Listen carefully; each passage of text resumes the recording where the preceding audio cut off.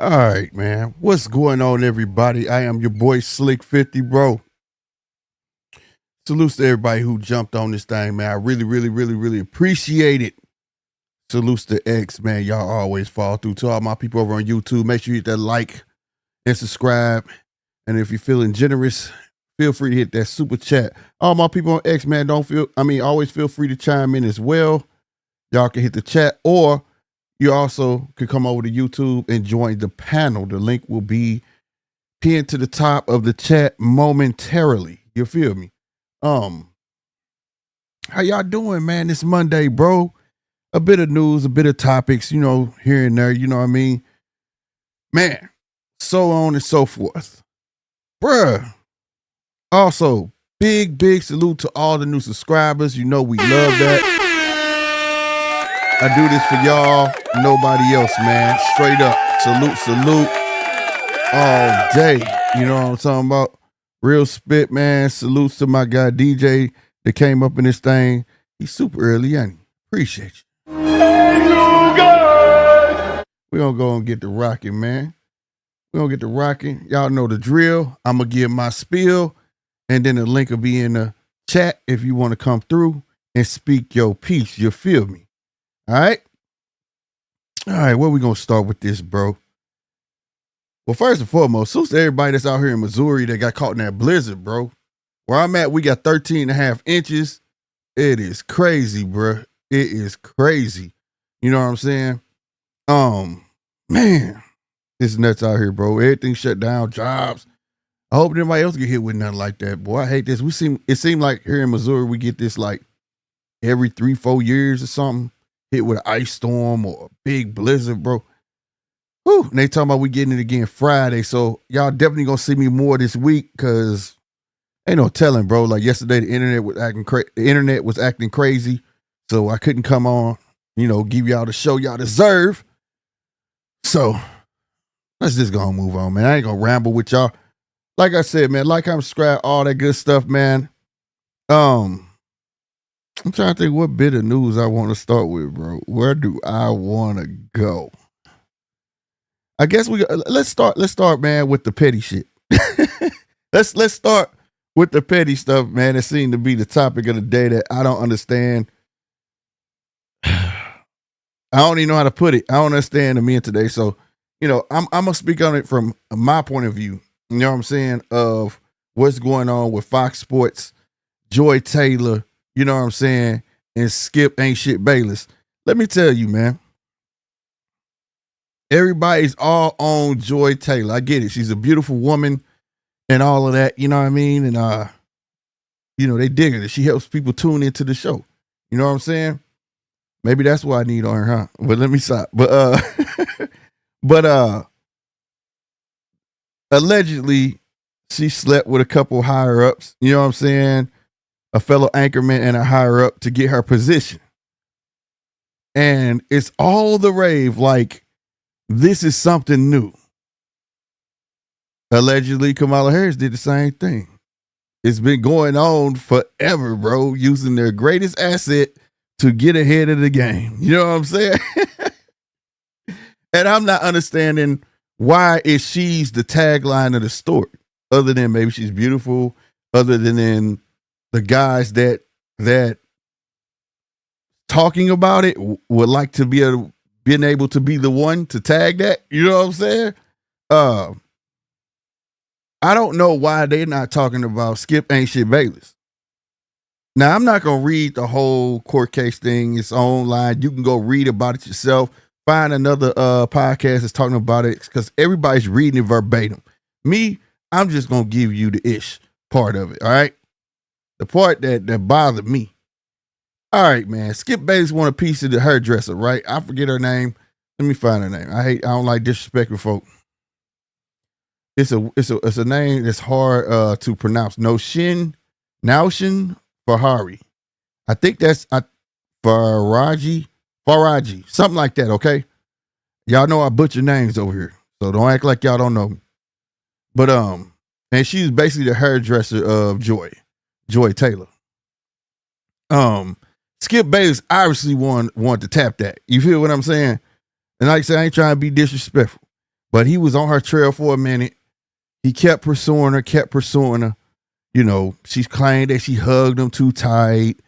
All the usual mumbo jumbo.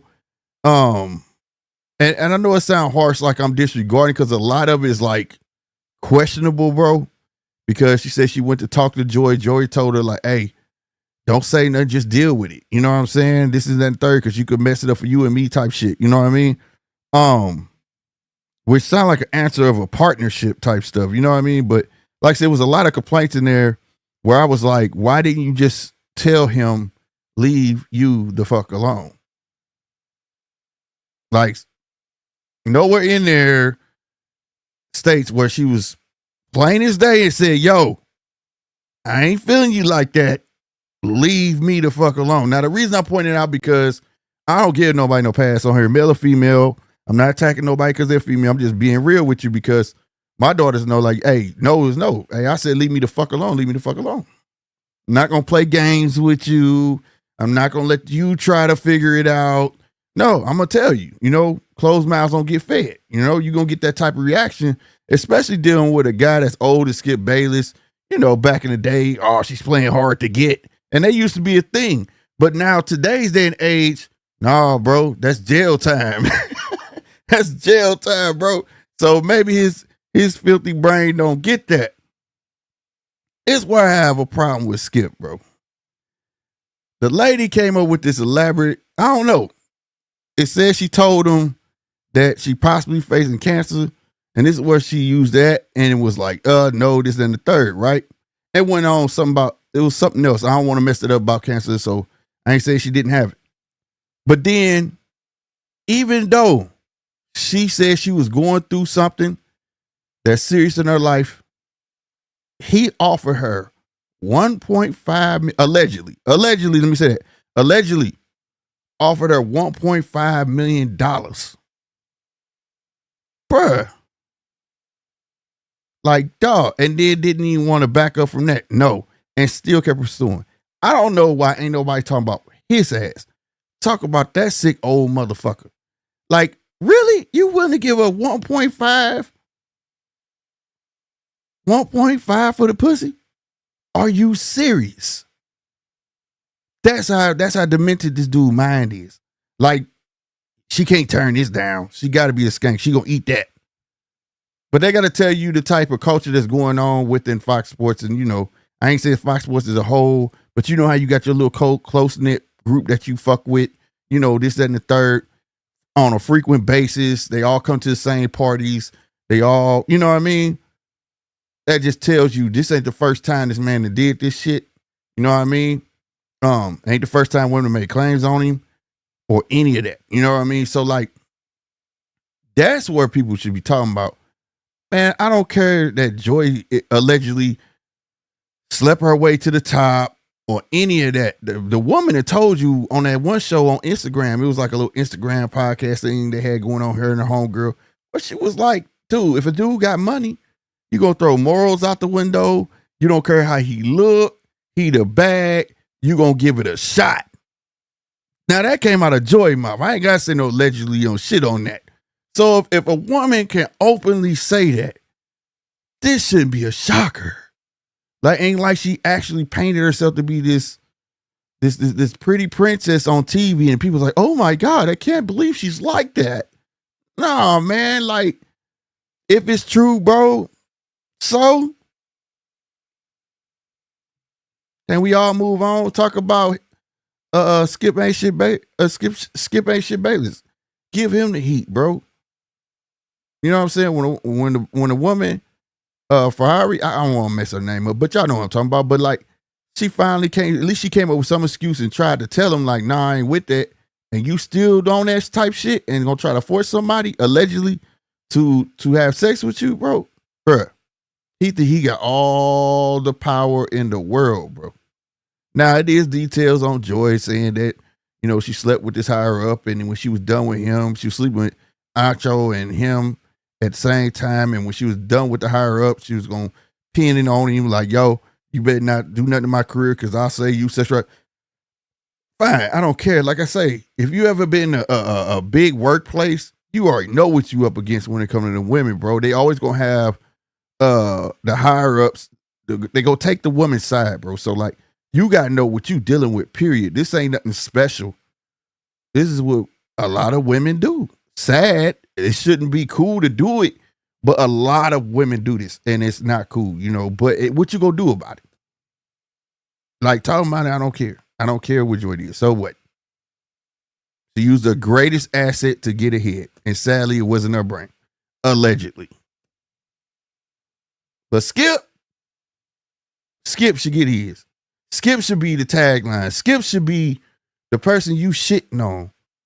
Because by you avoiding that part of the conversation, and it's all about Joy, that's like perpetuating what he did was right. What he doing is not right. What he doing is 100% fucking wrong. He already fucked up in the head, bro. Like, and we witness it on TV all the time. Dude, delusional. And then this, nah, bro.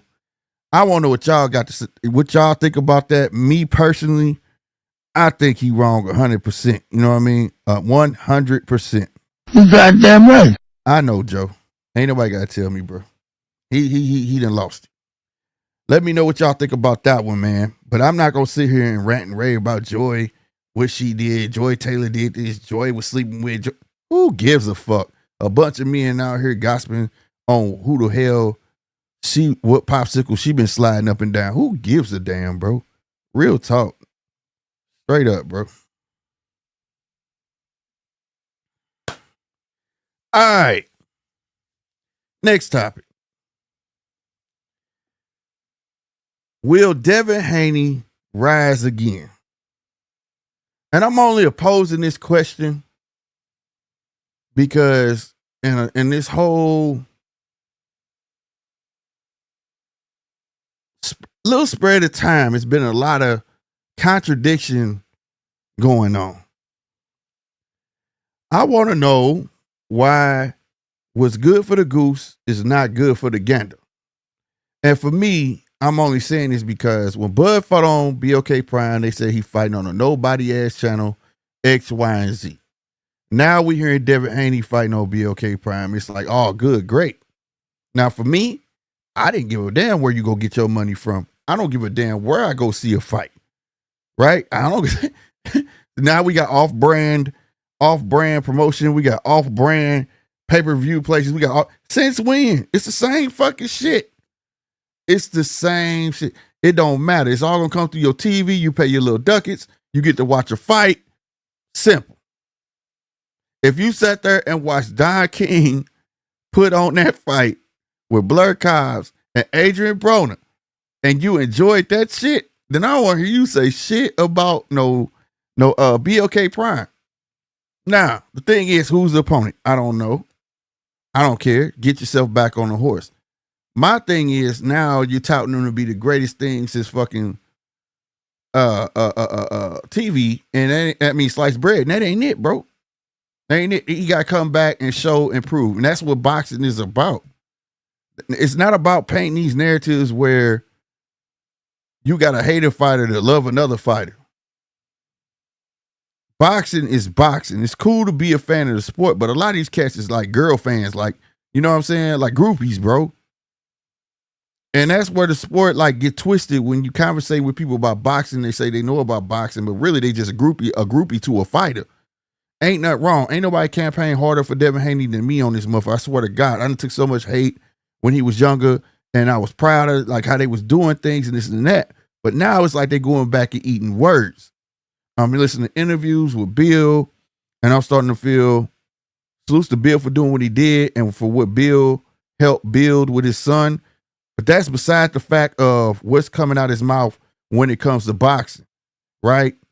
For instance, on an interview I listened to, he was just ranting and raving about Turkey, this, that, and the third. Yeah, he's gonna help the sport of boxing. Then on another interview, you hear him talking bad about Turkey. He's supposed to be the savior. He's supposed to be this.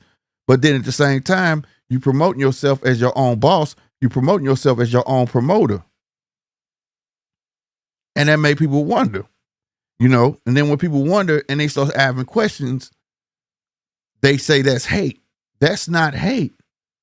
Throw your shows. Do what you got to do. right? Go to Oakland, throw some shows, get back on, do something. Not hate on another man that's not willing to give you a check. Right? That's like, what the hell going on? I mean, I don't understand why you didn't take the T.O. fight. Then he says that if you don't meet a certain threshold, you don't get paid. My thing is, okay, why how you can't get paid? And he went on to say other boxers are suffering like that, but salute to the guy that did the interview. He wasn't letting them off the hook. He like that. Everybody else met it. If that was the case, because they got paid, you said it's 100,000. You should be able to make 100,000 on your own. And I believe a Devin Haney and a T.O. would do well over 100,000. Believe it or not, as much shit as even the shit talking channels on Dev, I believe he'll make that because they just want to see how he gonna come back. Is he gonna get knocked out again? Right? Did Ryan ruin Devin? Now, the question is, will Devin Haney rise again? I don't know. Did that fight actually do something to him? One thing I know for sure, you do all the training in the world, in that gym, right? In that ring. But at the end of the day, we not going to know until he step in the ring with an opponent. We not going to know until he get hit. We not going to know if all those Ryan memories is going to come right back in his head and he going to retreat. But we don't know if that'll happen. It could actually be the opposite. It could make him a madman in the ring. We don't know. I don't know about no madman, but that's just my opinion. But it could make him short. Let's just say that. If fuck around, make everything short and be a different guy. Or maybe the same guy, just more swift, more talented. My thing is, I hope he gets some feet about him. His feet is the problem. He not moving. You fighting like my guy, Sousa 9 put it, you fighting like old Mayweather. You want to stand still in front of somebody and use a shoulder roll and not got no head movement. You can't move. You young. Use your feet. Move around. So like this narrative that like now Devin is the best shit on earth because I understand that these guys want to latch themselves onto something to raise their ratings and gain subscribers and stuff like that. And so they're painting this narrative as if like nobody's going to beat this man. We don't know that. We don't know if the comeback going to be that real. Like, let's wait and see who his opponent going to be. Let's see how that's going to go, right? And these same people that I'm talking about, I'm not naming no names, but they was the same one with the Wilders and so on and so forth. And it just be a lot of contradiction they be doing, bro. You for the black fighters, but then you talk shit about black fighters, and then so on and so forth. And you champion a fighter, but you like you're not even checking for who he fighting for. And it's okay for a fighter to fight a bunch of nobodies, but then when it's another black fighter fighting a bunch of nobodies, you talk a lot of shit. Like it just don't make sense, bro. And it's like for me, and I'm not just picking on those respective channels or any of that. It's the fans too, because you can't pick one side, and especially when the person that you picking are doing the same exact thing as the other fighter, you can't do that. I heard somebody talk shit about Shakur Stevenson. Saying he gonna keep running, he gonna run from Schofield, this and the third, but Sugar Ray Leonard was his favorite fighter. And like I addressed, have you ever seen Sugar Ray Leonard fight Hearns? He did the same exact shit. You seen Duran, the second Duran fight? He did the same exact shit. So much so that the commentator was saying he can't run the whole fight. This is what I'm saying. So when people talk about boxing, like talk about boxing the whole. Don't pick and choose or try to have selective memory and pull certain fights out like a preacher do the Bible, pull this verse from here and this verse from here and put it all together, try to make it make sense. It don't work like that. There's only one way, and that's the truth. So if you're going to call it straight out, call it for what it is.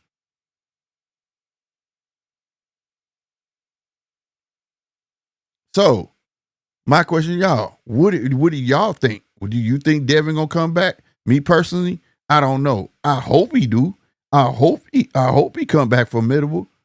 But I've never seen nobody come back from nothing like that. And that's just me, bro. I've never seen somebody come back from something like that. And when I mean come back, I mean be the same. I've never seen that. And if he's special enough to do that, salute to him, bro. And I'm a champion him on. But that's just my opinion. That's not me shitting on him. I like to be proved wrong, especially in this sport. If I think you can't do something, prove me wrong. I ain't nobody but shit. I like for a motherfucker call me, say, I told you so. Shit, that's how I look at it, because my mentality is never to hate on a fighter or a boxer or anything. Like my goal is to help motivate and pump the sport up and keep this shit moving, not to shit on this boxer to make this boxer look good and talk about their paychecks and shit. Niggas act like they in their pocketbooks and all of that shit. That shit bullshit, bro. Well, we don't give a fuck about no money. I don't care about no money. I don't give a damn, because what they eat don't make me shit. I'm just simply here doing a podcast because I actually love this goddamn sport. I don't care about his gal. He getting fucked over. Yeah, I ain't gonna lie, it's fun to talk about. But he's young and he got to go through the motions.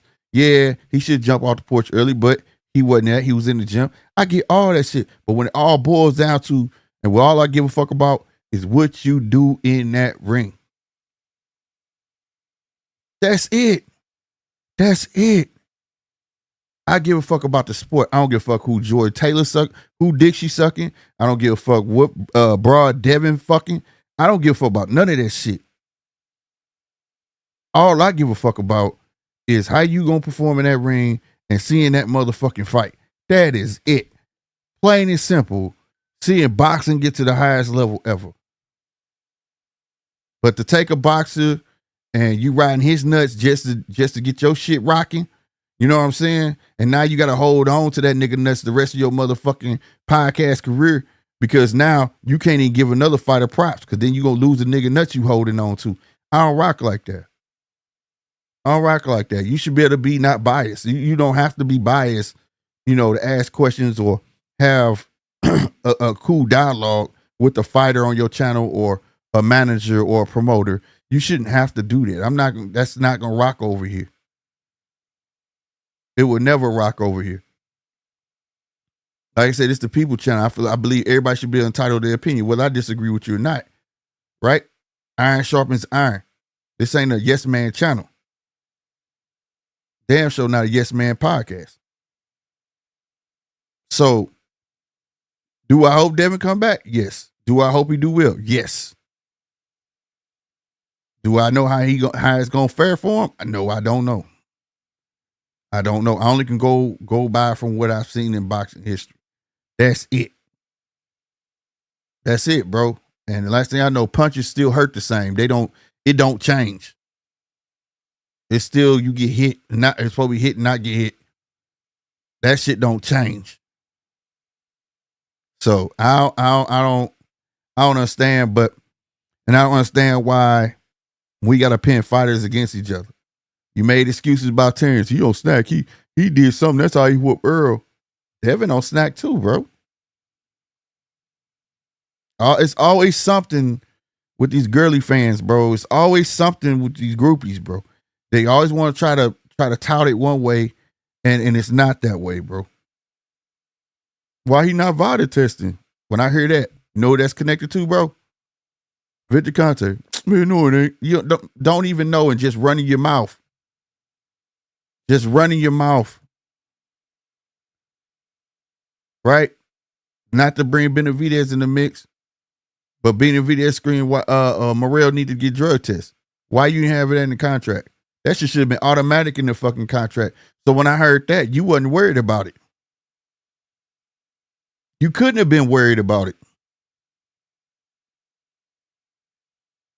So now you worry, you see something, you see the man not scared, now you worried about it. See, that's when I hear people talk, like sometimes people don't think before they talk, or they talk too much. As I was taught, my dad taught me, you let a person talk long enough, they're gonna hang themselves. And that's what I hear. Like, now I ain't saying Benavidez scared. I don't think Benavidez scared, to be honest with you. But at the same time, why now? That would have been my question.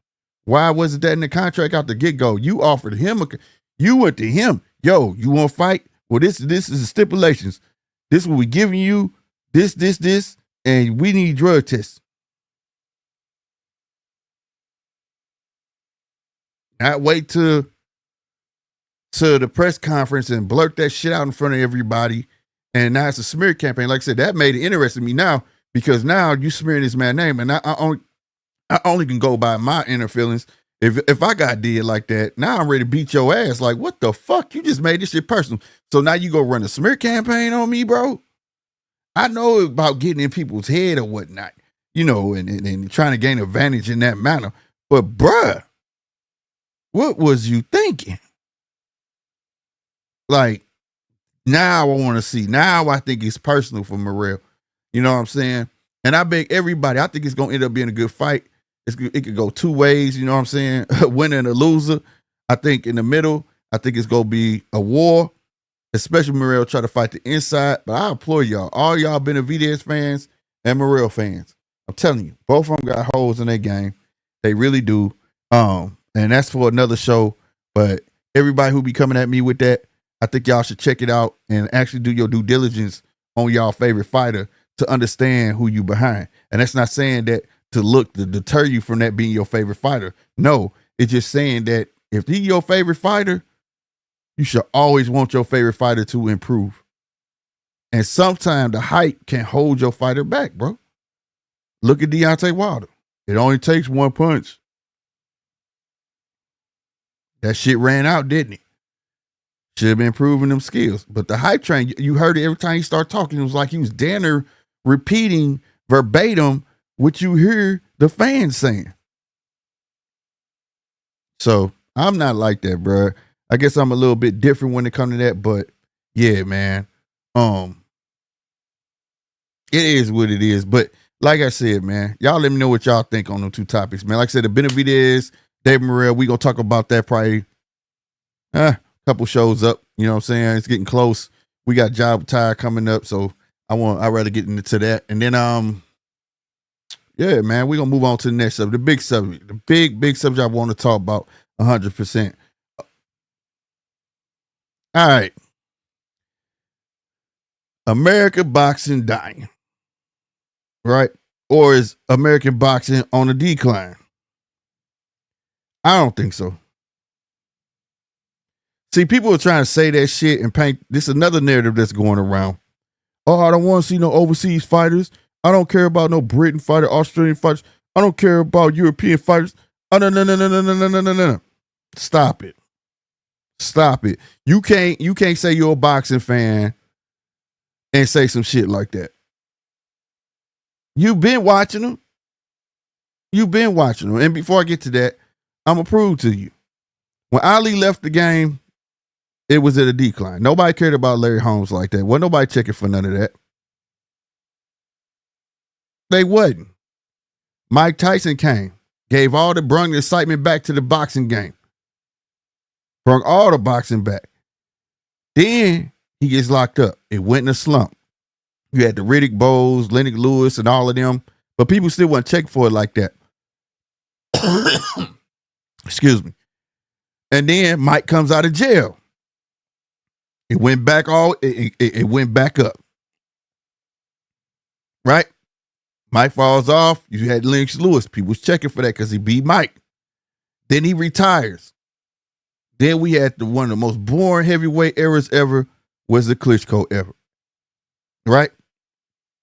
Then you had Tyson Fury come along, beat him, so on and so forth. This and the third. Boxing has always been up and down, but has always been a mixture of fighters. You had your Ricky Hattons. You had all type of different flavor in boxing, bro. It ain't never just been American. Yeah, they fought American soil, but it ain't never just been American. America has always been a pick and choosy sport, a pick and choosy fighter sport over in America. Let's be honest. It's a lot of boxers that should have their shot, but America does not celebrate every boxer, nor do they get behind every boxer like a UK, Europe, or Russia, or whatever. They get behind all their people. You know why? Because they more active. They throw fights on a regular. They let them actually get a bit of exposure and work their way up and let them people see that happen. This is why you can get a Tyson Fury sell 90,000. This is why AJ could lose and sell out 80,000. This is why they smaller fighters do decent numbers. Some of the smaller fighters that we know nothing about, or you don't know nothing about, is over there already selling 17,000. Like, it's always been that way. People don't even realize, like, you rooted for Lennox Lewis. Lennox Lewis is what? British and Jamaican or whatever. He's some shit like that. He's not fucking American. British fighters that came over. Y'all remember Frank Bruno? So there's plenty of them, bro. Salutes to nine, like he said.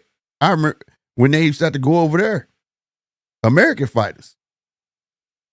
So it's not, it ain't never been like that. So the narrative be because you want to hate on Turkey Al-Sheikh because he putting shit together and he got four major players on one side of the street, so to speak. Now it's a problem. Now it's a problem. I don't think it's a fucking problem. I think it's vainglorious. I think it's the shit. Because now we should not have a problem with these fights getting made. You should never have to hear that term, the other side of the street. Yo, you know, we don't play good with Top Rank. We don't play good with all of them sharing the same money bag now.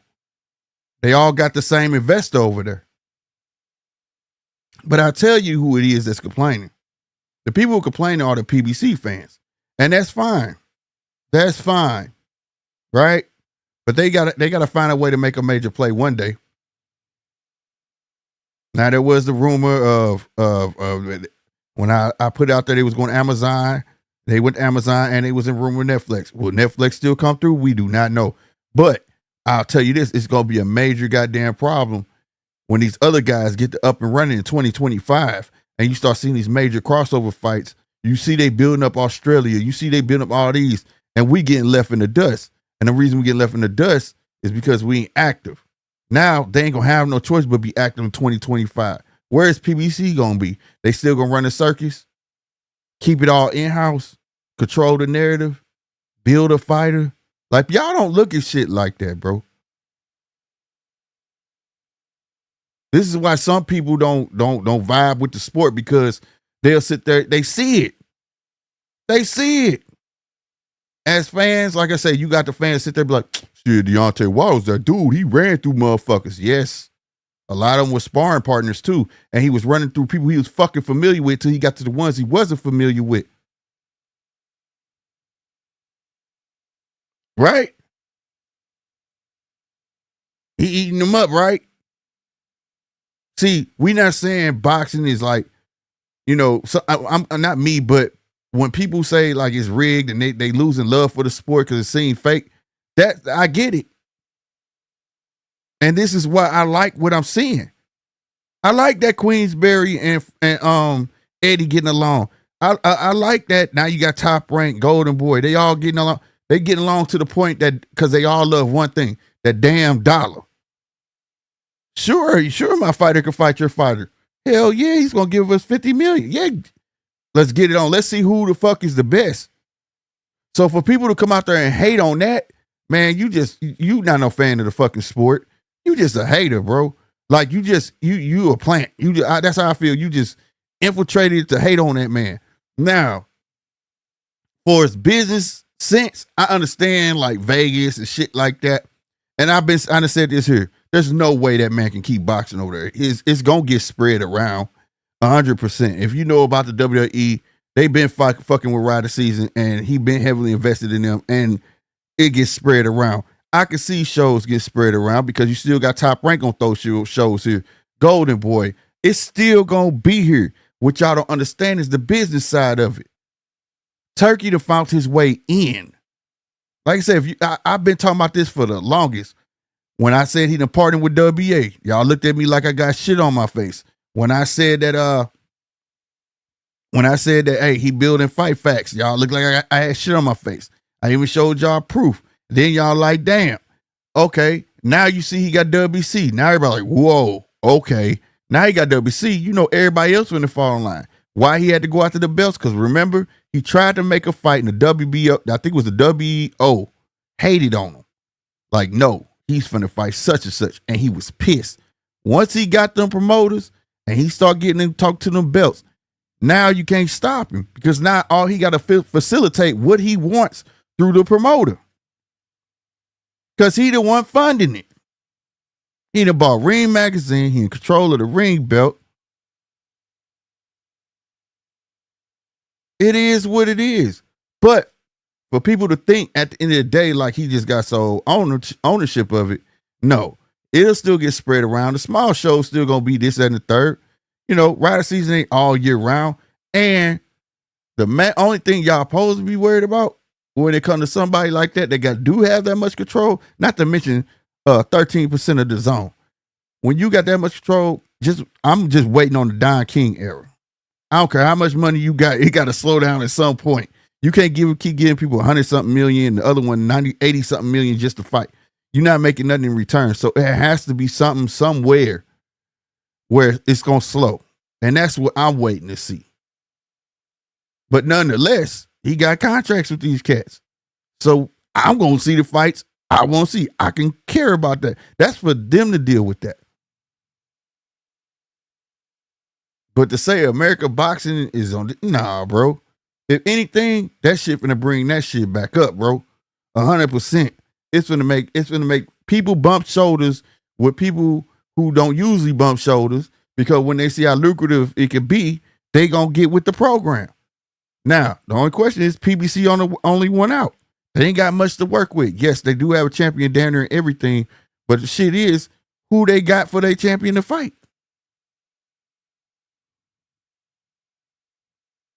I'm just saying. It just don't. It is what it is. They gonna keep fighting these tomato cans. You gonna go to your local liquor store and keep getting these motherfuckers, or you gonna do some shit like that and rally the fans behind them, hype them up, and but they not fighting nobody. How does that work? So at some point you gotta bend. You gotta bend. Whether you sign or not, you're gonna have to. You know what I'm saying? I ain't saying like he gotta go cross over the turkey out shit, but I mean you gotta start doing business somewhere somehow. I don't believe that it's boxing's on decline. It just has slowed up a bit because I see a new crop of heavyweights coming. You know what I'm saying? Terra Moana, I'm missing his name. His name start with an M. You know what I'm saying? You got all of them coming up, but you know it is what it is. I'm putting a link in here, man. So if y'all want to come up and speak on this topic, bro, or any topic that y'all feel like, salute to everybody. I see the chat moving, man. I see y'all in here. What's up, nerd? You said something before that. What you say before that? I don't want to miss nothing. I see Chappelle up in this thing. 913 then came up in here. Heavy bag, salute. I see you. The one. What do you think about Canelo versus Crawford? I think Canelo has the edge on that fight. If anybody could pull that fight out, it would be Crawford. But he gonna have to pitch a shutout, similar to like what Bivol did. But my thing is, it's not about the skill in that fight. It's about the endurance. You see what I'm saying? How much can Crawford endure? And like I said, Crawford is my favorite fighter. But you talking about going about 21 pounds, you know what I'm saying? And you ain't never walked around in that weight. I don't know if you walked around, but you ain't never fought in that weight, got in the ring at that weight, or any of that. So I got to get an edge to Canelo. But if anybody can pull off, it would be Crawford. You feel me? For real talk, man. Salute. That man DJ just stepped up to the plate. What's going on, bro? Geez, you had a bit to get off your chest today, Slick. There you go. I just tried. Got cooking there for about an hour. I just tried, just have some topics to throw out there. That's all. And you getting into the old drama of, what would you call it? Famous people, TV presenters. That's unlike you. Yeah, no, I keep seeing. I kept seeing it everywhere, and it was like, damn. Even the channel, even the podcast I do listen to, and they usually just talk boxing. But I'm like, everybody just turned into a tabloid all of a sudden. I don't care. I don't care who she fucking. Who gives a fuck? Like, this is nothing new. It's nothing new. You know what I mean? You got to remember that news actually stopped being news when it went 24/7. It was actually just entertainment. All right. So, join the dots there. I don't watch a lot of news because it's just. Yeah, I don't either. It's tragedy, porn, and gossip. Right. I can do without it. Yeah, they depend on controversy. That's all it's about. What else do you start? We'll get to Devin. Look, I've said my piece on this for the Mm-hmm. last since April. That's when the fight was. April last year. Here Mm-hmm. we are, almost 12 months later, and it's still going around in circles. So look, um, can he fight? Yes. Would I like to see him actually address the media or speak for himself? Yes. Is he fighting for the same reasons on Black Prime as Terence Crawford? No. Mm-mm. Um, it says a little bit. Bud was forced to go there because he was being avoided, whereas I'm not sure that Devin's been avoided. He's just made himself a little bit untouchable Shit, temporarily. and Bud had a big ass check there waiting on him. Yeah. That was something you can't avoid. Look, it'll, and it's not for me to criticise because it's really not my career, but you got to think that at some point when you continue to get offers, whether it's for Devon come to Australia versus Paro, whether it's Tiafimo, whether it's Adrian Broner, who is it? If you keep saying no to those opportunities, I just can't help but think that your bank balance is only going one way, and that's Right, down while you're right, doing that, right? right.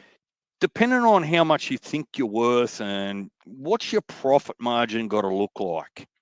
If you're not Mm-hmm. spending $1 and you Mm-hmm. get $1.5 million in your bank, isn't that a really good profit margin? Yeah, Like, fuck, it would be for me. facts. So, I just don't understand whether it's ego, pride, whatever it might be, or it's just a common language that says that fight doesn't suit me, or I don't want to fight that fighter, I don't want to work with that promoter, right? You just, for the life of me, I can't understand how anyone would turn down a profit margin that looked like $500,000, $1 million, $1.5 million, right? So if your profit margin needs to be $5 million, how long are you going to wait and how long does your bank balance just diminish for that whole time, Mm-hmm. right? So you might as well just be semi-retired. So, for the in between those periods. But look, there is a market for Devon, but I think that there just needs to be a little bit of water under the bridge. I'm very doubtful, as much as the fans and as much as how much interest there might be. I'm doubtful that he'll get another Ryan Garcia fight. But yeah, I mean, there's so many other things now to talk about in boxing other than Ryan Garcia and Devin Haney. That's the reality. Like, you're competing with so many other interesting things that are happening, whether it's Riyadh season, whether it's early PBC cards, whether it's who's tank fighting. Look, there's just so many other topics that just don't include Devin Haney. Right, right. So, if you want to compete with people's wallet, their income for pay-per-views and those sorts of things, maybe just stop and have a little bit of a think about the message that you're sending. Mm-hmm. US boxing, gee, I don't know. Well, your memory's pretty good, but if you remember, we talked for about 2 hours on 913's channel about this. Gee, it must be 6 months ago now. Mm-hmm. And we got right into the weeds of, where their parents in this new generation, what sort of sports they want them to play, can they afford it? Is it available? All those sorts of things. But I think the message that I can not be critical of, but I can be open about is that I'm in Australia, all right? Right. I focus less on where the fight is, but who's actually in the ring. So it doesn't Right. matter whether it's in Australia or it's in Saudi or it's in UK or it's in the US, right? Who's that fighter representing while they're over there? So when we Mm-hmm. talk about US boxing, I mean, geez, there's not enough fingers and toes, right? And then you look Mm-hmm. at Keyshawn, you look at Abdullah, you look at Tiger Johnson, you look at all these up-and-comers that actually are US. You should Mm-hmm. stop worrying less about where they fight, but who they're actually representing when they go there to fight, Right. if that makes sense. Think No, that about it a makes little bit perfect like sense. thinking about it a little bit like it's always an Olympics, right? Mm-hmm. If they go to Saudi to compete, they're still US citizens, they're still US boxers while they're over there.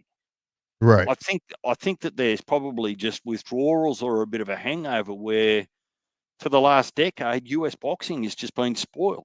Whether it's been with PBC, whether it's been with Golden Boy, whoever, Top Rank, it doesn't matter. You always had a good menu and good frequency of watching fighters. Now, Eddie Hearn said something during the week over here, and he was asked directly about the pay-per-view, and he said, look, some people are genuinely pay-per-view, but the problem is that as you're trying to build a fan base, right, you're not attracting new fans into a pay-per-view. You need to give them that for free. You need Right. them to be able to see the prospects, Right. right? You need them to be able to see the contenders. You need to be able to give them a little bit of a free taste of it, right? Right. Like if we went to a restaurant, right, and you hadn't tried food, right, would you be willing to pay the bill on the first night? Because you don't know if that food's any good. How about I take you there, Slick, and I give you a free meal or a free taste of it? And if you love it, you're going to take me back there or you're going to take your friends there because the food was good, right? Right. So when you think about it from that analogy, boxing and sport's no different. Mm-hmm. So I actually don't think that US is on the decline. I think that they just need to learn to share and they're in transition. Right. No. The younger boxers have more options than what they used to. The US, the Abdullahs or whoever the new prospects are, they just legitimately have more, call it employers, promoters that they can go to. Right. And look, Bob Arum owned boxing or owned Vegas for God knows how long, right? Even he's transitioning across there at 90, whatever he is. So if he can Right. see the light, you'd think that 20, 30, 40, 50, 60-year-olds that enjoy boxing should be able to see the light too. Yeah. Facts. Facts. So, It's all about evolution, bro. That's all it is. well, what it is, it's actually taking your product to potentially more eyeballs and more pockets. It's just business, right? If you can't get the eyeballs and the wallets and purses only in the US, well, why go without the other 12, 15 billion people around the world? If they all spend $1 each on boxing, one fight per year, each of them for $1, there's $20 billion or whatever the number is that's injected back into boxing. So Right. it just becomes mass in the end. Mm-hmm. Um, what else did you touch on? No, that was a big one, man. About that's what I really want to talk about was that. But like, I definitely agree with you. I just think I think the fear that everybody has, they think because they cross the water or whatnot that they won't be able to attend any big fights. I think that's what it is. I think that they think like, oh, so he did went all the major promotions that went there. So what? We're not gonna get no fights here in America. We're not gonna get no big major events here in America. And I don't think that's the case whatsoever, at all. Well, well, I don't think it's the case either because there's still a huge market, right? Mm-hmm. Mm-hmm. US based. And look, the US champions will want to fight at home or have a homecoming. So that's never going to go away, Right. right? Right. Um, Ultimately, for me, I think it's more about it's just change. So I call it transition rather than change. Everyone gets scared of change when they're in a routine, right? Mm-hmm.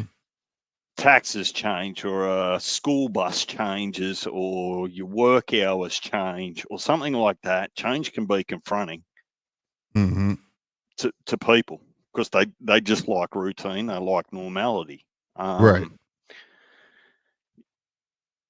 what what someone needs to be able to do is just effectively do what people like the Zone are doing every Friday night. If you're a subscriber, you can watch 12 fights each week. It's somewhere else in the world, right? Right, right. That's that taste test. If you like Huh, that, right. that's going to draw you into some of the bigger cards, Mm-hmm. in my opinion. It's not dying, and I don't think it'll ever die. No, I just think It's got too much tradition, it's got too much history in the US, but you just at the moment or in the short term anyway, it might return. Who knows? The world's a strange place, but right at the moment, you're just not the you don't have a monopoly anymore. yeah. Right, right. And the monopoly, I just think it went to the right place of it was always when we heard these big fights we want to make that we wanted made in the past, it always came down to the money and all of this. Now you got everybody sharing the same bag. So that solves alleviate their problem. Now everybody's on one side of the street. That alleviates the problem. That way we know if fight don't happen, them guys just didn't want to fucking fight at the end of the day. You know what I'm saying? Now, but when you move forward from that, when it comes to the fans, they not looking at it in the aspect. They just like, is he finna just take over boxing and take it from us and keep it all to himself? And that's not the case. I think it should be more like, that's why I bring on WWE. A lot of people don't know he's been associated with them for years. And you see WWE every fucking where. And I feel like that's how boxing should be. But Boxing should be held for one person or whatever. Yes, you have your regional fights. You know, you from UK, they gonna have their fights. America always gonna have their fights.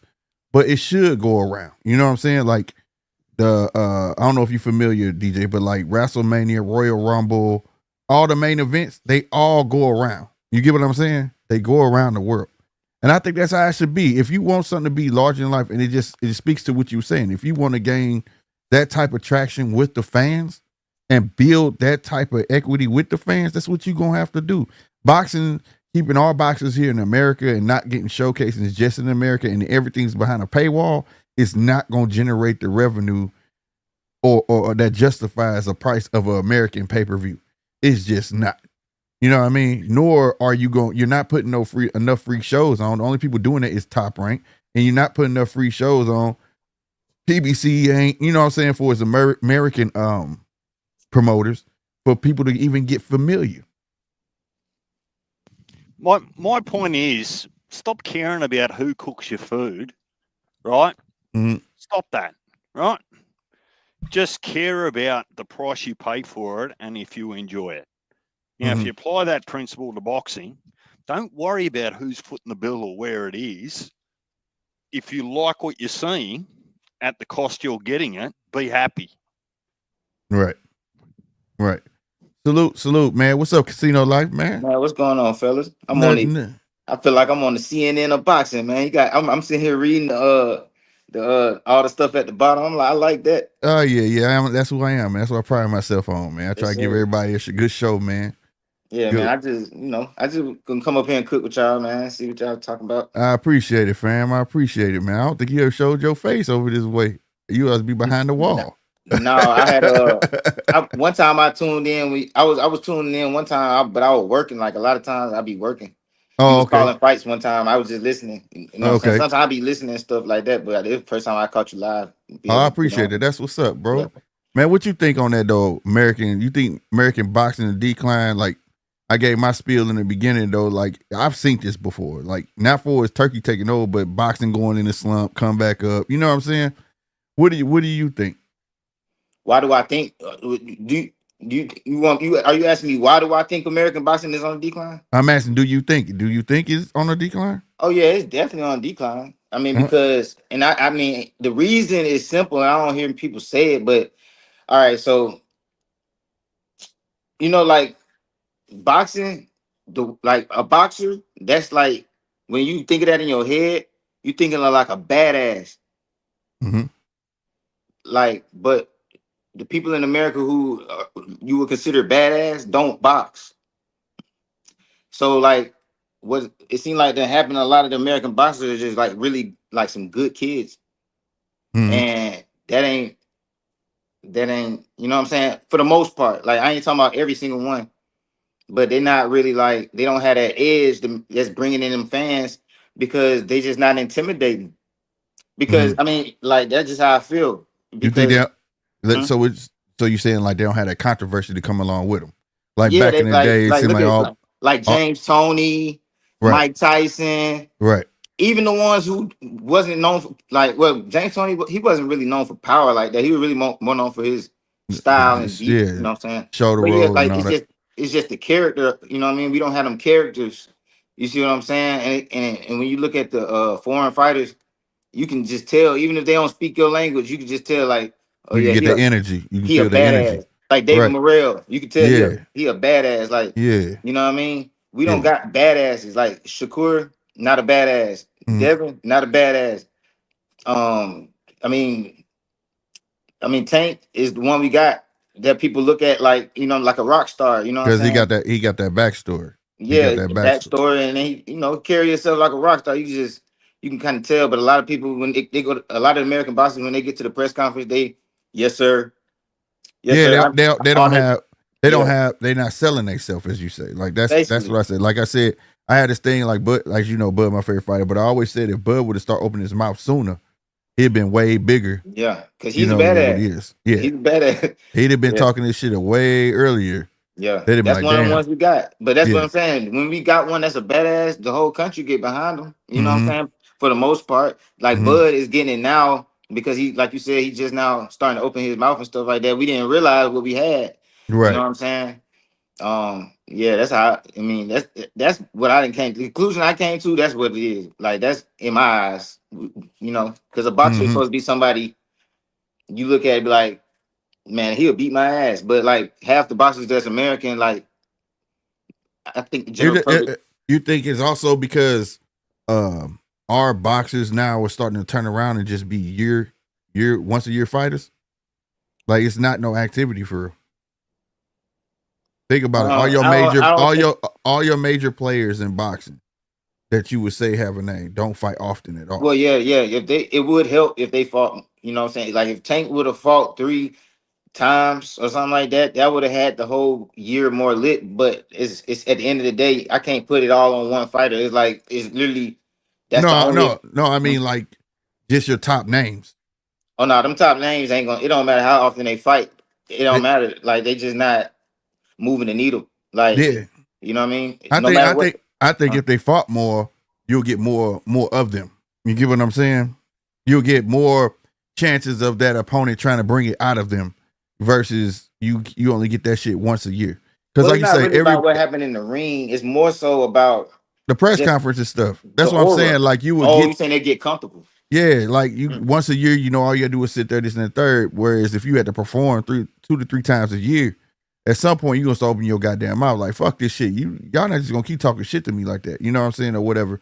You know, like it's But that's the different thing. for They like don't a be tank. talking shit.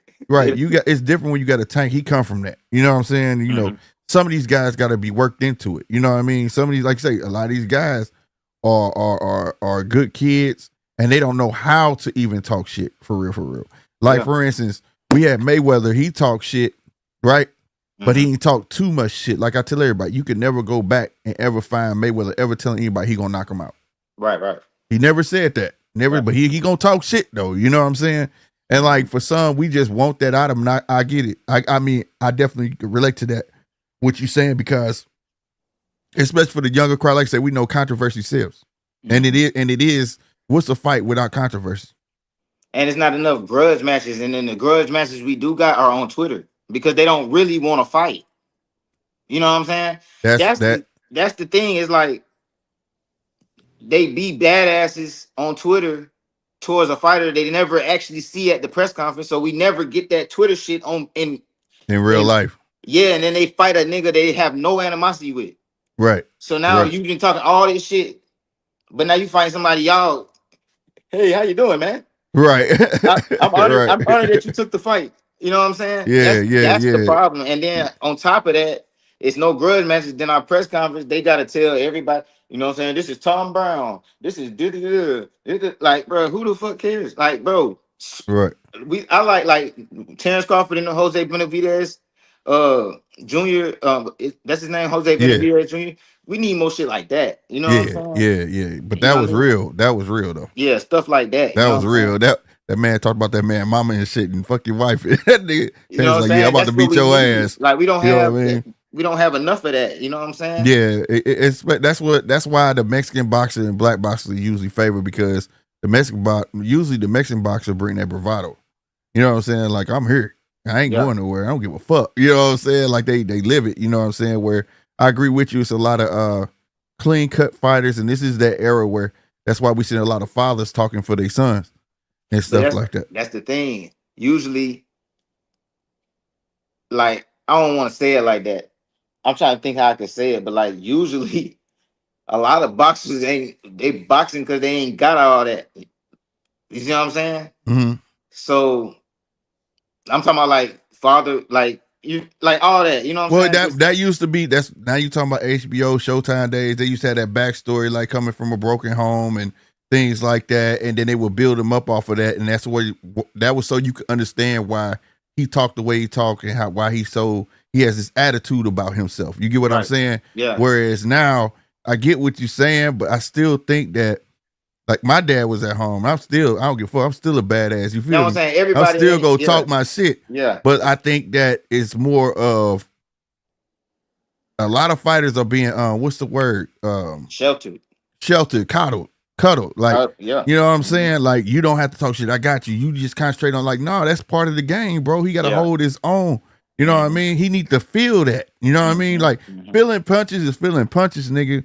But like feeling the words of her to cut deep. You know what I'm saying? And it put you in a whole nother headspace where like, nah, fuck that. You know what I'm saying? It'll bring something out of you, bro. You know what I mean? We know we was all in high school and shit like that where words nigga created fights. You ain't have to I'm touch me. optimistic about the future though. You know? I'm optimistic about the future. Like we got a couple people that I feel like got potential to show us, you know, some excitement. Like Keyshawn Davis and Yeah. I really wish Abdullah Mason dad just let him loose. I really would. I'm be with you. Salute to Nine, man. I see you, man. What's up, Nine? What's up, bro? Y'all niggas was cooking with hot Oh, grease, okay. bro. I got you. I just Y'all want to was make sure cooking you with think hot I see you grease, down man. there, bro. Yeah, But man. Salute but to y'all, man. yeah, but Yeah. I like the way Abdullah is moving because like, you know, he got like his dad told him in the corner. Now you done figured it out. Now do what the fuck I'm telling you. You get what I'm saying? They're moving him right so he can be that dude. That's why he won't say he chinny, he not chinny, man. You saw the way he got up, just a flash Oh nah. knockdown. He walked right into that shit. They do let him off the leash though. Oh, That's what nigga. I'm saying. He gonna be I ready. can't He wait to gonna be see it ready when because they let him off the leash. I can tell he has that personality. Like I could tell that his dad is toning him down. Like I could tell he Mm. really a wild child. Yeah. Because after that fight, that post fight press conference, he didn't have time to talk to his dad, and his dad tell him what to say and what not to say. Right. He said everything he needed to say, and he said that shit right. Right. And I respected He's that getting performance. groomed. He's getting groomed as a fighter, bro. And that's a Yeah. beautiful thing to watch right before Mm-hmm. our eyes, bro. Real Mm-hmm. shit. But you know And, what, bro? Casino, bro, I love the piggyback off of something you said because you hit it right on the head, bro. And this is something that I actually always say, man. Like the reason why we not getting love like that because there's no tough guys, bro. There really no tough guys. ain't no And let me hagglers. give you example. Hearns. You had your example, bro, and I'm gonna give you my example. When you Mm-hmm. think of a mogul, a businessman, a CEO, you know what I mean? Do you think of a tough guy? Nah. Do you think of a tough guy when you think of a businessman, a Wall Street guy, a mogul? No. And all these Mm-hmm. dudes are sitting up here talking about it's about the business. It's about the business. So Mm-hmm. automatically, a nigga like me, especially when I was younger, you a nigga that I'd rob. Fuck that boxing shit. So the tough guy image, you know what I'm saying, is automatically washed away. And I'm gonna say Mm-hmm. this again. I hate to sound like a broken record, bro, but this is the hurt business, and motherfuckers is concentrating more on the business than they are the hurt. Get back to the hurt, my niggas. Man, Get back to the hurt. you know who in my opinion that one American boxer we got that been moving like a tough guy, but he don't get in that ring enough, and he need to get them fights that he need. Man, I feel like Caleb Plant can be some shit, bro. Like Caleb slapping like the shit out of niggas, fucking niggas Mm-hmm. he done slapped bitches. You Canelo. know? He done slapped Canelo. He done slapped Charlo. He done spazzed I out think on he slapped Boo Berlanga. Boo too. Didn't he slap Boo Boo? No, he ain't slap Uh, boo boo. No, nah, he ain't No, slap he boo I boo. don't didn't. think I ain't know about that, but nah. But I'm saying, but like him, like he need to get back in that ring ASAP, and but he don't need to try to fake it. He need to just keep doing what he doing, Be and, you. and yeah, because he earned my respect with that. Well, he already had some respect for me, but he got even more respect after that last fight, bro, because I thought he was done, and that was just a badass fight. Like Yeah. that was like, damn, hold on, you just won, bro. Hold up, you feel me? Yeah. That shit Nah, took me nah. back. Khalid always had hands, bro. He always Yeah. been good at boxing. And that's another fighter, the reason you get behind him, because like it goes back to what y'all saying. He's one of them tough guys. You know Mm-hmm. where he come from, where he had to fight every day. Like you said, we was the only white boy in the damn hood. Nigga, I had to fight every fucking day. You know what I'm saying? Like I come from this shit. Like you said, you got to watch. So you already know that kid come with a chip on his shoulder. So you can only imagine what was running through his mind. Why? Just think about being that white kid. The first thing he was thinking about why Charlo was fucking with him, he think I'm some weak ass white boy. Hey, you seen that You video know of that's him in what the he was thinking. project? You feel me? And that You shit seen wasn't that finna video happen. of him in the and that projects in fight gotta Memphis? happen, but it's like it's getting kind of old now. But that Yeah. Yup. that right there, that should have. But I know Jamal wasn't in the right mind and stuff to even get in the ring. I wish he was, but like that was a perfect opportunity for a night That of was the fireworks. they didn't Bro, strike while the iron was hot on that shit, bro. They Yeah, they missed that couldn't. opportunity. But bruh, Now it's kind Jamal of like wasn't, you bring that shit up. It's kind of like old news. we can't But let it and die. We not letting it die over here though. but Fuck that. see, get this though, bro. Not letting It it die over happened here. Cause I want that on the fight to eve happen, of bro. one of the I want major that fight fights, to happen, bro. bro. It yeah. happened on the eve of one of the major fights. It happened before the motherfucking Spence Crawford fight.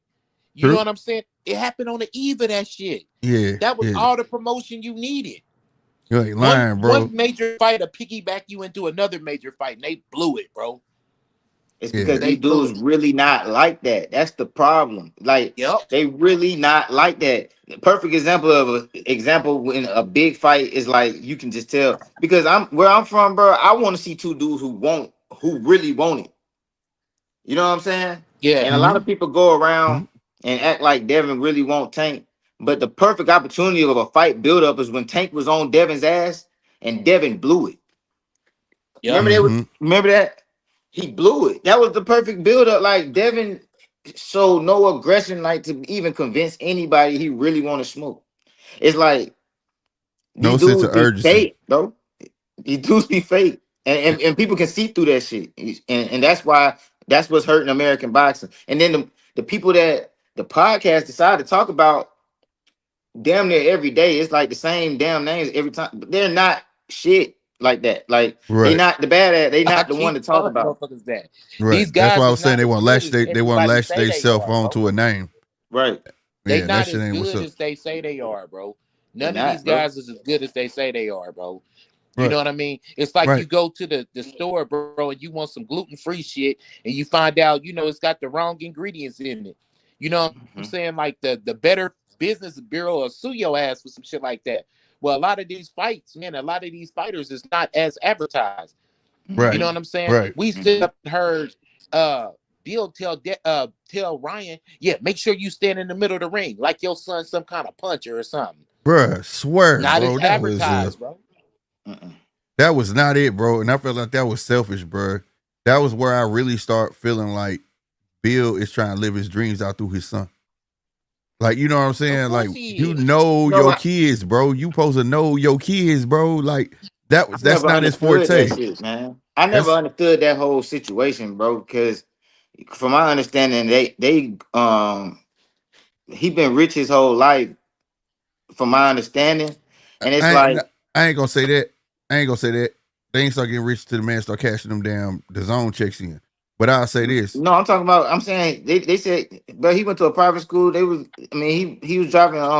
No, he dropped out of school, bro. They took him out of school. He go to a private school. He He was never went to private homeschooled. school. No, he was homeschooled. Dad was Yeah. homeschooled and all of that shit, bro. And they took him out of school so he could travel to Mexico and turned pro early and pad that record up. You get what I'm saying? So he not rich. They wasn't all. They didn't come in rich. No, they come in rich. Man, I heard that. No, but the thing Maybe I'm is, misinformed. Then. yeah, nah, bro, nothing I like thought that. they came in rich. But never No, mind. go look up the earlier videos when I was a Devin fan, bro. Like go look up the earlier videos when the hate started setting in when he was 19 and he made DHP promotions. And they kept saying, I'm the younger promoter, this and that third. And that's when they start having problems with Top Rank. And they was like, we ain't fucking with you. And then because you want to be XYZ, this and the third, they wouldn't give him deals and they made that deal with the zone and he started getting 2.5 mil a fight. And that he was the highest paid like Danner prospect there was. You know what I'm saying? Like they was 2.5 mil. We talking Ryan wasn't getting that. Nobody else over there was getting that. Eddie was like, because at that time Eddie was trying to find an American fighter. He was trying to find his way into the American market. So he gave a 2.5 mil fight, and that's on record, 2.5 mil a fight. And that's when they really start doing. But what it is that you coddle your kid by making them focus on one thing. He don't know nothing about jumping off the porch. I talked about this last show. You know, we got to jump off the porch early, fam. He didn't even make it out the yard. You get what I'm saying? So this stuff you see him going through is really new to him. He don't know none of this shit. You know what I mean? You can see it in his eyes, though. Yeah. I mean, I know. I mean, I can tell we all pretty much come from like similar background. Yeah. You can look a dude in their eyes, like you can see the lack of intelligence. You can see the lack of you a square. Yeah, all that. He's a square. He's an L7, bro. And I think his dad know that, so he coddle him from a lot of shit because his daddy is from the block. Right. You see what I'm saying? That's why you know I talk the shit, the little slick pimp shit and all that shit. He from the block. But his son not, because he sheltered his son. And then this is what you go do, you go box. I'm telling you this is what you gonna do, and this and that third. That's why he take pride in I built that. One time he said that, I built that. And that bothered me. Like, what you mean you built that? Like, so that was your way out. You get what I'm saying? So you built him for that sole purpose. Now you got a kid that's gonna suffer behind things that he's not gonna know how to survive. If that boy ever lost that money or any of that, he wouldn't know. He wouldn't know, bro. You understand what I'm saying? All bad. Like, yes, all bad, bro. But then like another thing though he did at the same time by him running his mouth all the time, and you notice a lot of these guys out here are not Devin Haney fans. They're Bill Haney fans. And that's they always the first thing they bring up. Yeah, I was just gonna say, I was gonna agree with you. I was just gonna add that the first thing they always bring up, and this is how you know what you're saying is true. They always bring up, oh, he got a father. He has a father in his life. You mad because you ain't got no father in your life? That's some Bill Haney shit. And here's the thing. When I say you let I start this shit off. You let a motherfucker talk long enough to hang themselves. When I hear people say that shit, bro, like that, I'm like, did you have a dad in your life? Like you show like this is new or something. Like this is rare, nigga. That's a false narrative where it's like no black man has a daddy in their life, bro. That's not for real, bro. That's not real like that. You know what I mean? I got a dad. I got my dad in my life. He been in my whole life. My girl, she had her dad in her life. He been in her whole life. My daughter got her dad in her life because I'm her dad. Like, bro, we got family around this motherfucker. Like, that's not why we don't like you. Yeah, you feel me, bro? Like, come on, bro. That ain't it. Like, stop playing, bro. And the thing is, I'm gonna be honest with you. If Dev was to cut Bill off, like not cut him off, like get rid of him, I'm saying like that, don't talk for me no more. And he start talking this shit, niggas take a different look at him, bro. They'll take a different look at him. A long time. I was on somebody's channel. I was like, I said the only thing he can do to reverse this narrative is really almost to even his dad and did some damage. He got to almost spaz publicly, then make up later. Like you know how a lot of fighters and their dads fall out publicly. Like that's Devin might have had something like that happen to even reverse the narrative on him. Because right now, people got it set in their head that Devin and Bill is a certain type of way, but only way to even convince people he gonna have to fall out with them and damn near agree with the people. He gonna have to almost agree with the people for a minute, and then go back to the family later. Like But the thing, that's how the narrative should spent. Like, I don't give a fuck about no PDs. I don't give a fuck about none of it. Yeah, it was PDs in system and all that shit. But at the end of the day, nigga, yeah, it happened. It is what it is. And I'm gonna show you the comeback. It would Right. have been that simple. Just own the shit, bro. Like, man, yeah, I let my hands down. That's the only reason. Because I don't give a fuck how much strength you got, nigga. That does not excuse your hands being down. That does Mhm. not excuse you not having head movement. That does Mhm. not excuse you not having no bro. feet. That don't Bro, excuse it's any of not. those things. It's not what you do, it's how you do. Pacquiao Yeah, couldn't even barely speak English and he had a whole bunch of fans. You know why? It's because it wasn't what he said, it was how he said it. He was like, hey man, who you gonna fight next? Hey, only thing I do is fight, man. I leave that up to my promoters. Post yep. fight, done. He didn't But just you left know a where motherfucker bleeding in the ring. Post fight, done. You know what I'm saying? And proved himself. Shit, I remember he went on Yeah. a streak of no knockouts. And Him he up, said it's I'm because knocking he him got into down. Jesus. Because he said, I never forget that shit.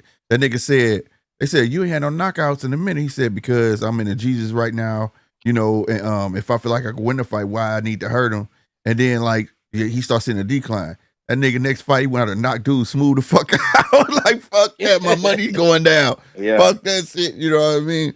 But Like, I was gonna say to your point, like when if you remember when before all the bullshit started, like all right, first when Ryan originally he got a W. That's what it was on the record originally. You know yeah, what I'm saying? yeah, And then when the news came out about the drug test, that's when they came back out the woodworks, right?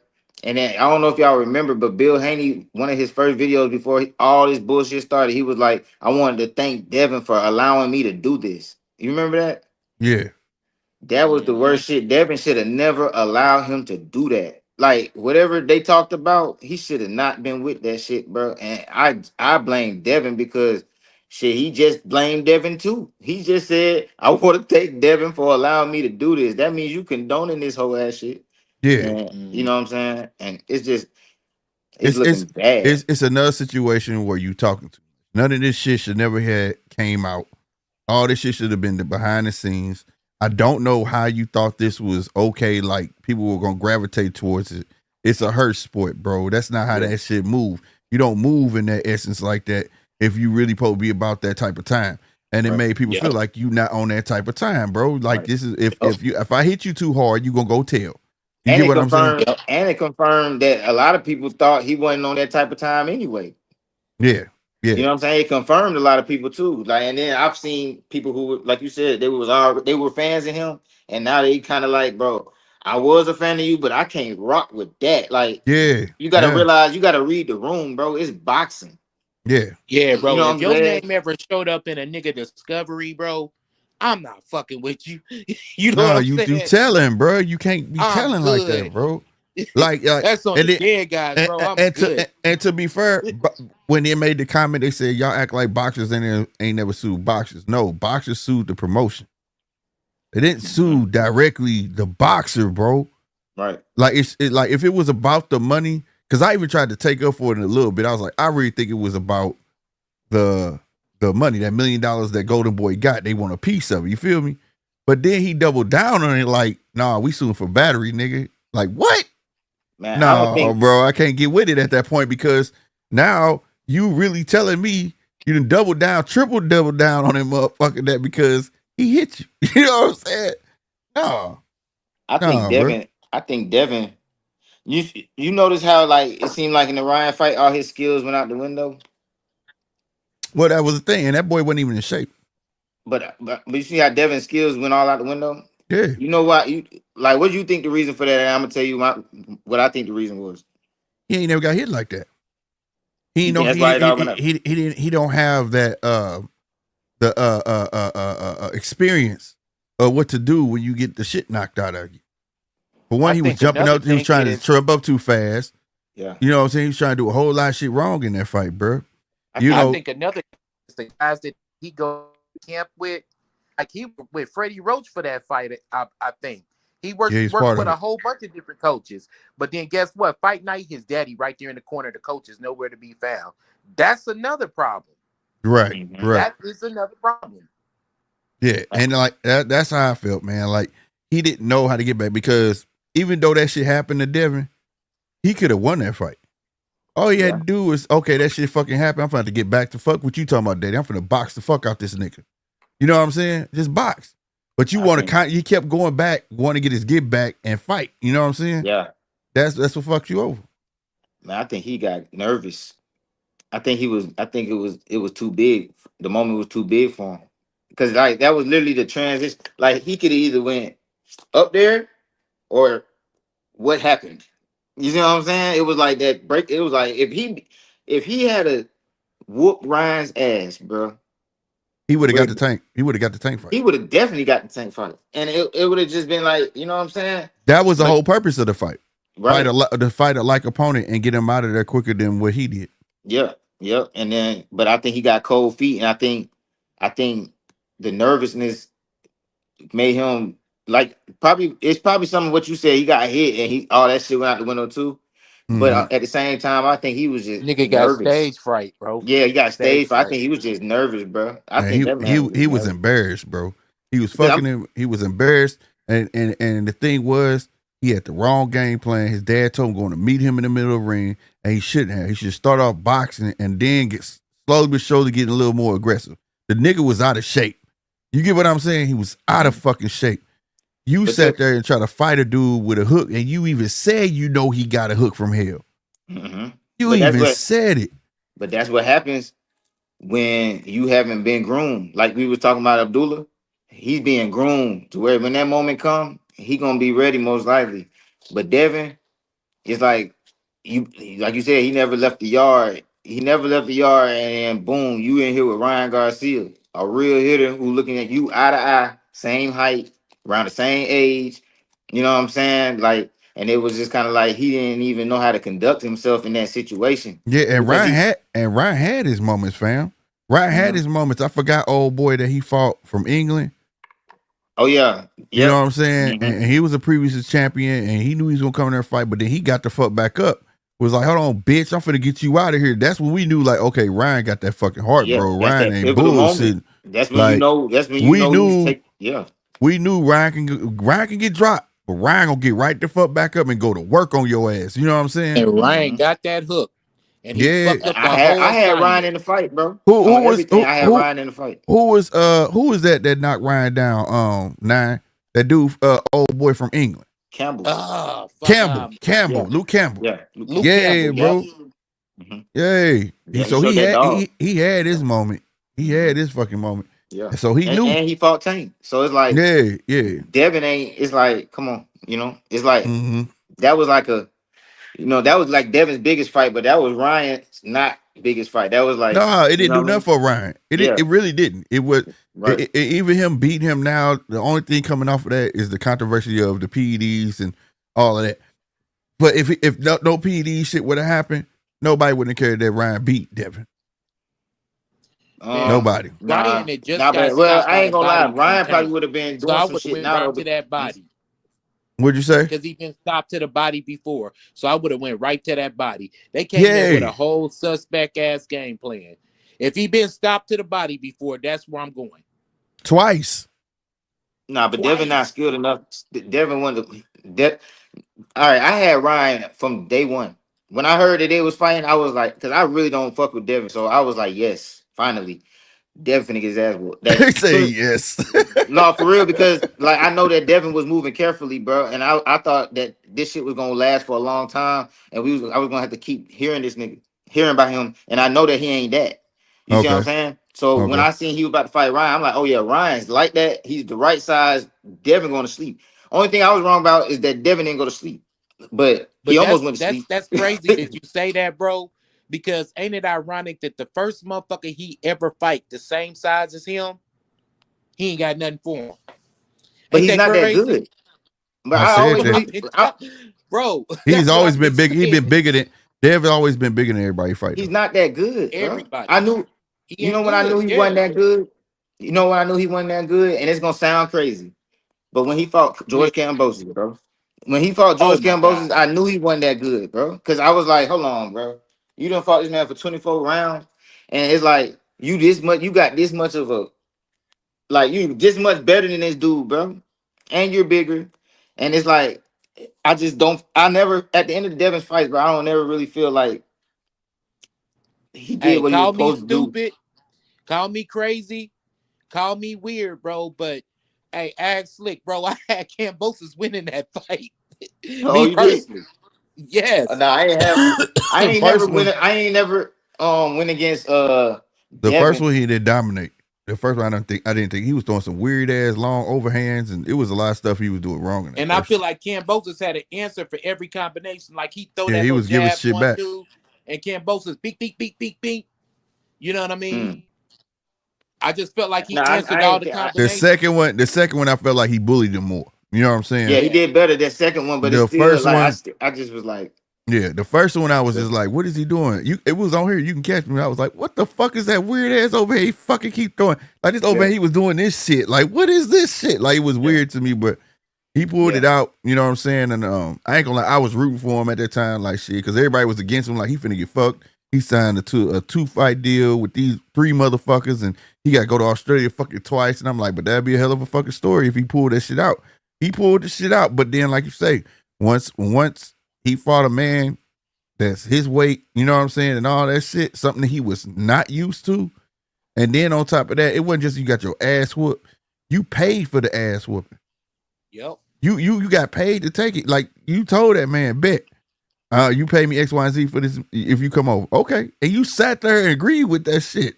Mm-hmm. Like, and then complain about it afterwards. You know what I'm saying? You can't do that. Didn't he Like get it, like But they said 1.5 because he didn't make weight?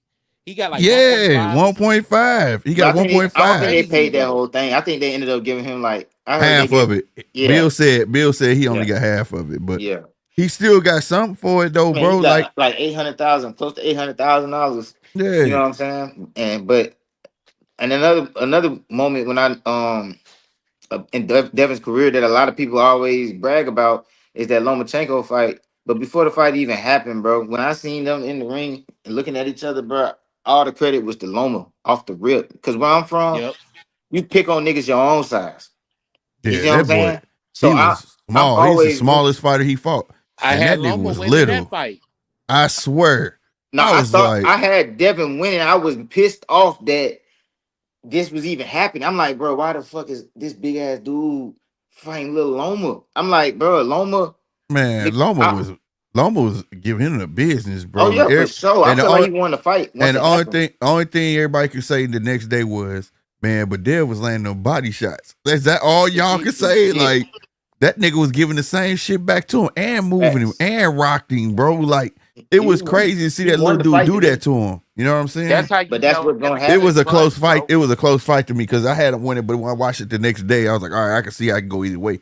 I would have been happy with a draw, but it was just the fact that that little man was doing him like that, bro. In close quarters, they act like he was That's how like he you was know Devin dogging Haney Loma. punch, bro.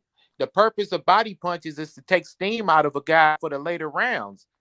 Man, shit. Fucking Devin faded late. To keep it a buck with Yeah, you. yeah. But then Loma blew the last round, bro. Yeah, Yeah. he was taking it off, He blew the last round, I man. think But he I feel like figured he he won that had it. fight. but I think I he think he felt like he figured he had had that it. He did motherfucker. have it for real. He had it in my book. Because I mean, but I'm rooting for the small guy anyway. I'm looking at it. I'm off the couch. I'm like, get him, like, because I'm looking at you like a bully, like, Now the best and I, performance I seen him have was the pro grades performance. Now that was a yeah, that I was Yeah, impressed. I was yeah, impressed with that. But then it's like Regis, he's so small too. He's just like a blown up 135. He's yeah, small as yeah. hell. And kind of find out that nigga was bigger, way bigger than him in that fight, though. Oh He yeah, was he was like like 20, 20 pounds. 25 pounds heavier than Yeah, man. So it's like, that shit, I just knew smoke and mirrors. When, like, I have a criteria when it comes to that shit. Like, anytime I see a fighter trying to kill themselves to make weight, I know they're not that good. I know yep. it. yeah. I've been No. in boxing gyms too much to, like, bro, I know you ain't that good. You Like, Yeah. ain't that even good. one of my favorite fighters, I had to come to the harsh reality. Errol Spence. Wasn't Like, that good. you 154 in amateurs, but then you 147 in the pro. Come on. Wasn't that You ain't good. that good. You ain't that Yeah. good. You know what I'm saying? Yes. I got to be fair all the way across the Sean, board. Like, Sean Porter did the same thing. He was 160 and then came ain't down that to Wasn't that good. good. 147. Ain't that good. You know what I'm saying? Yeah. But Devin was the worst case I ever seen because Devin single handedly changed that way that we even watch boxing. I don't even think nobody noticed. Remember that time that Devin had a fight and he came in looking like a straight skeleton? Yeah. Ever since that happened, they do ceremonial weigh-ins now. Well, Yep. PBC was doing them, then they had laid off of them. Yeah, But they yeah, laid you off right. on, but Yeah, they had, Devin got the you shit right. hot. Devin got the shit hot. They like, what the? Because everybody was talking about that shit, that picture. You know that picture? Yeah. Everybody was talking about that. So now He looked like an Oscar trophy. that's not that shouldn't be legal.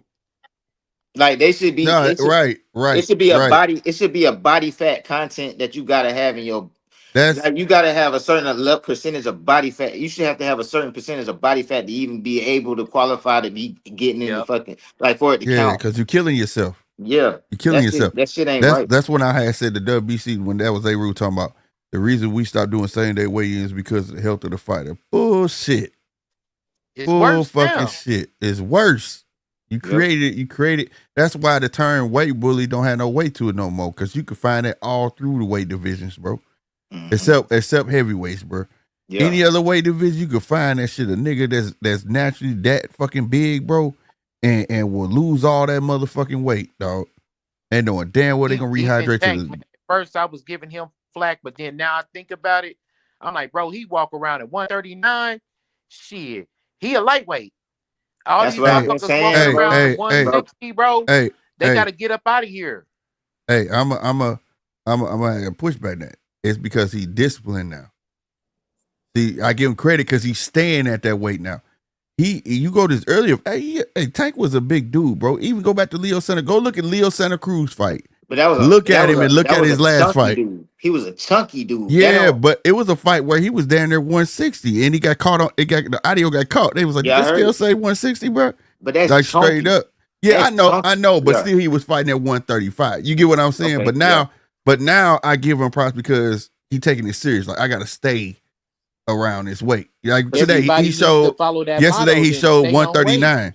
Yeah, yes, he showed he 139. So they tell you he's staying in a range of like 145 to. You know what I'm saying? He's staying in that threshold. Then it's people who literally can't stay in that weight. Like Devin can't walk around nowhere near 140 and he'll fucking die. Like he can't. I'll tell you another one. He can only do that shit one day. Yeah, that's why I'm saying. I said that when I saw Dev, the two fighters I was saying that shit about when they first hit the scene, it was Shakur and Dev. I said these niggas is not finna be where they at that long. You could tell how wide their shoulders is and all that shit. These niggas, you know something wrong. Yeah, you know something wrong when I can see all of this shit. You know what I'm saying? You look like a fucking hanger on weight. Nah, bro, they not finna be there like that long. It ain't that good. Nah, Mo, like Shakur said, Shakur let go of his belts on. Shakur let his belts on the scale. He said, "I ain't finna hurt myself. Fuck that shit. Yeah, I'm good. They can have those fucking belts. You just can't do it, bro. Yeah. It's unhealthy. But it should. I agree with you though that the weight bullying thing, dog. No, it's real, bro. The only people who say there's no such thing as weight bullying in boxing, if you can make the weight, are the people doing the shit. That's the only.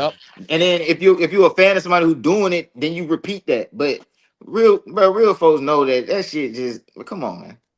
You're a bigger human. Don't you know the great Bernard Hopkins used to walk around 164 to make 160? He just walked around at 164. Right. That's and he looked normal. He didn't look like he looked. No, healthy. it was his weight. Yeah, he looked healthy. Yeah. That was his weight. Now ain't that wrong if you 5 to 10 pounds, you know what I'm saying, or something like that. But when you 20 pounds, how the fuck you gain 20 something pounds back? Not only 20 pounds, like being 20 pounds heavier than your weight class, walk around with is one thing, but being 20 pounds heavier next day. That's what I'm saying. That's the only way it happens. It's the only way it happens. Yeah. You know what I'm saying? So that means your real walk around weight is 40 pounds heavier. Because you know what I mean? That's the day after you just weighed in. Right. So you 40 pounds heavy. I mean, we are definitely 180. We all saw the photo of how big Dev get. I don't know if you ever saw that photo where he took a picture of himself in the mirror and shit. That nigga look like somebody's daddy. Goddamn, like he had 5 kids. That motherfucker was big. Man, he gotta be. But I'm shit, like 175. I'm 175. I'm about to say Ryan walk around like 170. Yeah. Ryan big. Ryan's a big kid, bro. But Devin bigger than him. I believe that. Yeah. You know what I'm saying? He came in heavier than him that fight. That night. I'm 5'8", 175, bro. I'm 5'8", 175, bro. Mm-hmm. And Devin way bigger than me, bro. I'm 175. Devin way bigger than me. Right. I'm 5'8". You know what I'm saying? Right. I'm 175. Yeah. But see, these guys are So not fighting often enough to make the weight, to stay on weight. If you fight once, maybe twice a year, if you lucky twice, it ain't no way in hell, bro. Think about it, bro. You fight in fucking November and you don't fight again until shit February that next year. Not February of 2025, nigga. February of 2026. Man, it's gonna be hard as hell to make that weight. Talking about I'm about to make 140. bro, You I done don't went even through want to see him make barbecues. 140. Like, bro, that shit is. They should ban him from being at 140. Like, bro, come on. I'm sick of this shit, bro. I ain't gonna lie, bro. This shit really pissing me off. It almost be making me like, this is the problem with American bike. Like, bro, what the hell, bro? You are not a 140 pounder, bro. Right. Right. Like, And in some cases too, though, we've seen the history where a motherfucker has really be hindering themselves from their power because they trying to stay down low and they end up going where they supposed to be and be better. So it's like, damn, nigga, test the waters, but his chin ain't gonna let him test the waters, bro. He go to 147, he hurt. Yeah, man, you know what his not chin? that durable. I be looking at, Nah, you're not that dude, bro. bro. I be breaking shit down scientifically and shit. Like, like the definition of the sweet science been confused lately because you know people be trying to say is that myth don't hit, don't get hit. That's the sweet science. But the sweet science is taking your body style and capitalizing on it and imposing it on the other man. That's the sweet science. You see what I'm saying? So I study the body physicality and genetics. I'm looking at I can tell who got a chin and don't got a chin before I ever see them get hit. I know who got a chin and who don't. I can look at your head, I can look at your neck, I can look at your jawline, I can look at your everything, and I can tell if you got a chin. Devin head too big and his neck too small to have a chin, and I'm not being funny. Like, it's gonna throw off your balance. When your head that big on that little ass neck, when you get hit in it, you going down because your head. That's why you pick a style. That's when you knew he fucked up against Ryan because he's not even genetically capable to even fight that style, bro. He got to be a boxer. He got to stay Right, behind that stick. right, And you know what I'm saying? You can be good at that. That's what the sweet science is. But the sweet science isn't one style of fighting. No, The no, sweet no, no, no, science no, is no. like No, your genetics and using it to do what you no, do. you 100% right. When I think they just generalize it like that. You know what I'm saying? Where it's hit, not get hit. But you definitely right. It's about your physicality all the way around. You know what I'm saying? That's why you saw Mike Tyson biting down on the tile and working his. That's why his neck was so motherfucking big. It wasn't that. It wasn't that. And that like I say, it's sometimes you let niggas talk too much, they hang themselves, and also you see what they do. You think you at dinner every video behind the scenes, they got Mike Tyson doing what? Yep. Working his neck. So I told you somewhere in sparring, somewhere he was fighting a bigger motherfucker or something in there. What happened? He got dropped. You know what I'm saying? You got to get that shit together. You know what I'm saying? Also, that building that neck up save you from them jabs. People don't know them jabs send a shockwave down your fucking spine, bro. Neck, that shit will fuck you up. So you got to have a strong neck, bro. But the thing about them genetics, like certain people can do them neck up thing. I got that shit. I got one of them things right here. You can do that shit as much as you want to. You ain't gonna get no Mike Tyson neck. No, you know no. That's genetics. Like why some people's shoulders are big. You know what I'm saying? Some people biceps are big. And then case in point, you got an Anthony Joshua. Look how big that motherfucker is. His neck wide as his head, but that don't mean shit.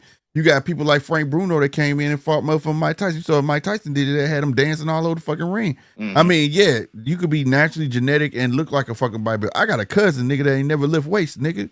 And this nigga yoked, nigga. This nigga just got gorilla titties and that motherfucking thing. Like, what? But he get it from his fucking father, bro. He don't touch weights. He just naturally got that shit. You know what I mean? But it don't mean shit. You know what I'm saying? It's that, like you say. Amateur, but I can look at somebody's body style and I can tell how they fight. Yeah. When I was an amateur style, man, we would gather around guys and shit and look like, damn, who you got? It'd be a tall, wiry dude. We knew the tall, wiry dude kind of shaped like a Bud or a Tommy Hearns. We knew, hey, watch out, bro. That nigga can punch. You know what I'm saying? He got a whip. Or, you know we used to call it, we got that whip. Stocky dude. Got a short, stocky dude. You like, watch out, because you know that nigga gonna try to go to your body, bro. Body, right. You know what I'm saying? Right. I think I seen him fight once. But we would be sizing guys up, looking at certain, damn, you see that nigga's hands? Don't let that nigga hit you with them shits. You know what I'm saying? Right. But we would size guys up. Yeah, I'm tall, lanky motherfucker got that fucking whip, boy. Yeah. Even down to the dent in the middle of their back, bro. Yeah. at some point we got away from that shit because if you look at old fights, bro, you look at the tail of the tape, there's way more details on it. Yeah. They had your Yeah. hand size, they had your chest width, they have Yep. all that on there. Yep. And Yep. and, and Yep. I think the Yep. fact that people got away from that, people kind of forgot what it's really Bruh, about. man, I like that you said that. Now to tell you, I am a stickler for everything you fucking just said, bro.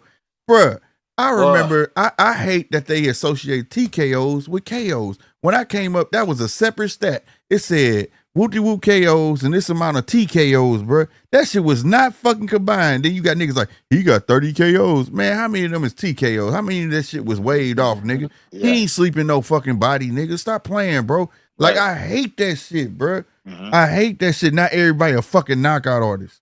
Mhm. That's all you did. Now everybody think everybody knocking everybody out. Exactly. But I can look at you and I know you're not like that. Like, bro, I don't like talking about my boxing because I ain't Nah, talk your shit, bro. Talk ain't your them. shit, You know what I'm nigga. saying? But You like in the ring, nigga. That's what people need to hear. A person that's in the ring. Now I used to box Talk your too, bro. shit, nigga. But I I done got learned- 42 amateurs, 15 professional fights, my nigga. Talk your shit. But I can Talk tell your you shit. exactly who got a chin and who don't got a chin, bro.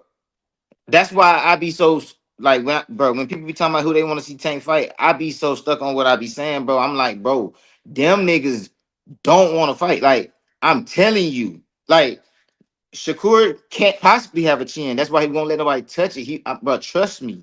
Look at the nigga head, bro. If Tank glove the size of that boy face. You know what I'm saying? Yeah, I'm looking at it. The genetics. Yeah, He we ain't used to call got we used to call it water head. He got a water head. It's gonna Man, that when thing you hit it, all the water gonna shift one way. He gonna yeah, bro. go that way. But Mhm. like, but that's the thing though. That's the beauty of it. It's nothing wrong with that. Being a boxer is knowing your weaknesses more than your strengths.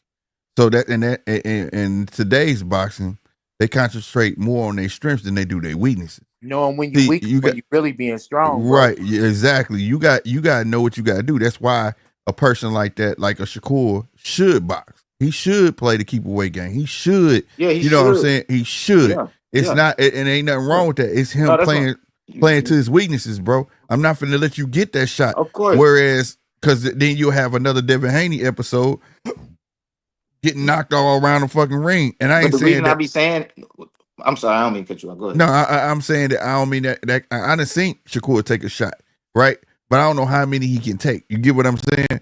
But the thing is, the reason I like Shakur is when I saw the Nakathila fight and he got stole on, he had enough sense. Okay, Mhm. I gotta go back to fucking boxing. I can't He fight did. this motherfucker. You understand what I'm saying? Yeah. So like that's what I be looking like. Where Devin was lacking at, he didn't know that he needed to change his game. Your corner there. But goddamn it, you in the ring. You felt that shit. Some shit told you, okay, I gotta make it to at least get to this bell ring and talk to my corner. At least that much. You didn't have that much. So that's why I like Shakur. Shakur is just a pure boxer, bro. And a lot of people don't like it. It ain't gonna favor a lot of motherfuckers and shit. But I think what Shakur lacks at, to be honest, is the entertainment factor. That if you gonna make people miss, you gotta make them pay. And I also feel like, all right, so all right, the reason I say like with Tank, right? In order to beat Tank, I feel like it's gonna take a complete fighter. Yeah. A complete fighter, like, and I don't believe Shakur is a complete fighter. And that, like, to be honest, I feel like he's overrated. The same thing about Devin Haney. I mean, I was 100% right about Devin Haney. I feel like I'm 100% right about Shakur. They're both overrated. Like, they're not even complete fighters. How do you feel? I just want to know, how do you feel that Shakur is overrated? Because he's not a complete fighter, and they act like he's a complete fighter. That's why. I mean, that's it. It's just that simple. Like that, to act like that's a complete fighter is crazy. Like that's not a complete fighter. I ain't never even seen him. Like he won't even. You can't be a complete fighter and don't have a complete fighter. Is a person who got feet, hands, jab, and some power to keep somebody off of you. Right. He's definitely lacking some of those. No exactly. doubt. He's not. So that's why I say, like, I'll never be excited as other people be to want to see that fight. Like, I know what it's gonna be. It's gonna be Tank chasing him. That's it. I'm gonna tell you why though. The reason being, like, I did an episode where I was trying to show people the difference between when you raising a kid up to be this prodigy, and then you got a kid that you just want to be a star. right? If you take Tank resume and you take Shakur resume, yeah, you would say Shakur had a lot of tough fights. You get what I'm saying? But at the end of the day, when you look at Tank shit, you be like, dang, he fought somebody that was 0-6. He fought a nigga that was 13 and 36 and da-da-da. What people don't understand about them fights, them guys that he was fighting was good at something. You see what I'm saying? And it was situational fights. And this is why you got the complete fighter you have today. When you put a kid in the ring and fast track him, right? Like a Keyshawn, like how they did Shakur. Remember, Shakur was fast tracked, all of that, and you know, he only could fight that same style over and over because he didn't have those situational fights to elevate his skills. You get what I'm saying? So like, and this ain't no excuse, but this was just the reason I was trying to tell people, like, y'all talk about these resumes, but you're not understanding why a resume is what it is and why it's not making sense. Yeah, it looked like it should make sense, like Tank should have the skills he has, but he had room to improve. Whereas Shakur was fast track and he didn't have that room to improve.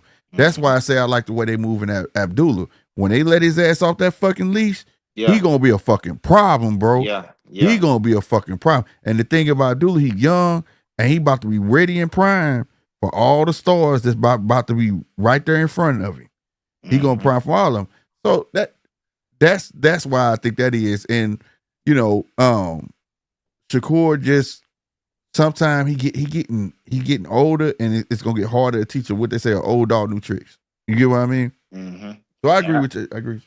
I feel like that's why I'm such an advocate of Keyshawn Davis. Like I want to see Tank versus Keyshawn Davis because I feel like even though Keyshawn Davis doesn't have a lot of fights, he's shown me that he's a more of a complete fighter than anybody else at 135 other than Tank. You see what I'm saying? And I feel like that's what it would take to even bother Tank for real. Like, I mean, yeah, we can say the movement that Shakur have would bother Tank, but I don't look at that like bothering Tank. I look at it like annoying Tank. Yeah. Like that's more like just like lame. Yeah. You know what I mean? Well, I won't say it's lame. It's just this type of fight. Like I say, that shit not. Let me give you a perfect example. Okay, I was saying this earlier because it's a guy that be making these references. He just be talking out his ass half the time. He made a reference that Sugar Ray Leonard, it was his by far favorite fighter ever in history, right? So, but he started talking shit about Shakur. And I'm like, you can't talk shit about Shakur, right? And he was talking about the Tank fight. Let me make that clear. He was talking about if Shakur fought Tank. I said, you can't talk shit about Shakur fighting Tank if you tell me Sugar Ray Leonard was your favorite fighter. Because when he fought Hearns, what did he do in that fight? He stayed the fuck away in the first couple rounds. And even the commentator was saying he can't run like that. Their words was he can't run like that the entire fight. When he fought Duran the second fight, what did he do? He stayed the fuck away. He ran. That was the type of fight he had to fucking fight. So like in certain instances, yes, it's warranted. But the thing about Shakur, people want at 135 Shakur what they know they saw at 130. And I was there at the Jermaine Herring fight. He was in that man face the whole fight. The old boy, the Mexican cat, what was his name? He just got beat again by Valdez. He wore his ass out. You get what I'm saying? You know, at 130, he was a monster. He could choose standing inside and he could fight, but he made you miss and made you pay. At 135, that's what people want to see. They want to know, can he still do that? If he can't do that, that's telling people that they hit too hard and you afraid of him. You get what I'm saying? Yeah. So like, like I said, it's an awkward style of boxing. If he fought Tank, I think it's warranted that in the first couple rounds, use that shit, frustrate the fuck out, but you're gonna have to eventually start tagging him. That. Yeah. You're gonna have to get into something we've never seen. And what I'm saying is I don't think Shakur is really comfortable with a high speed chess match at 135. Like a high speed chess match. Like I'm talking about like how Terrence Crawford fought Madrimal. You know what I'm saying? He's not gonna give us that. And the fact that I know he's not gonna give me that, I'm good. And I can respect that because people only seen, like I said, 135 and they're holding them to that, is that you only seen one way. You get what I'm saying? He's been fighting one way, and even when he got to show it. Even when he fought Yoshino, Yeah, even though he stopped him, that wasn't high speed. It was like nerve. It was like, oh, that worked. yeah, Okay. yeah, Oh, okay, that yeah, worked. Okay. yeah. It wasn't like fuck.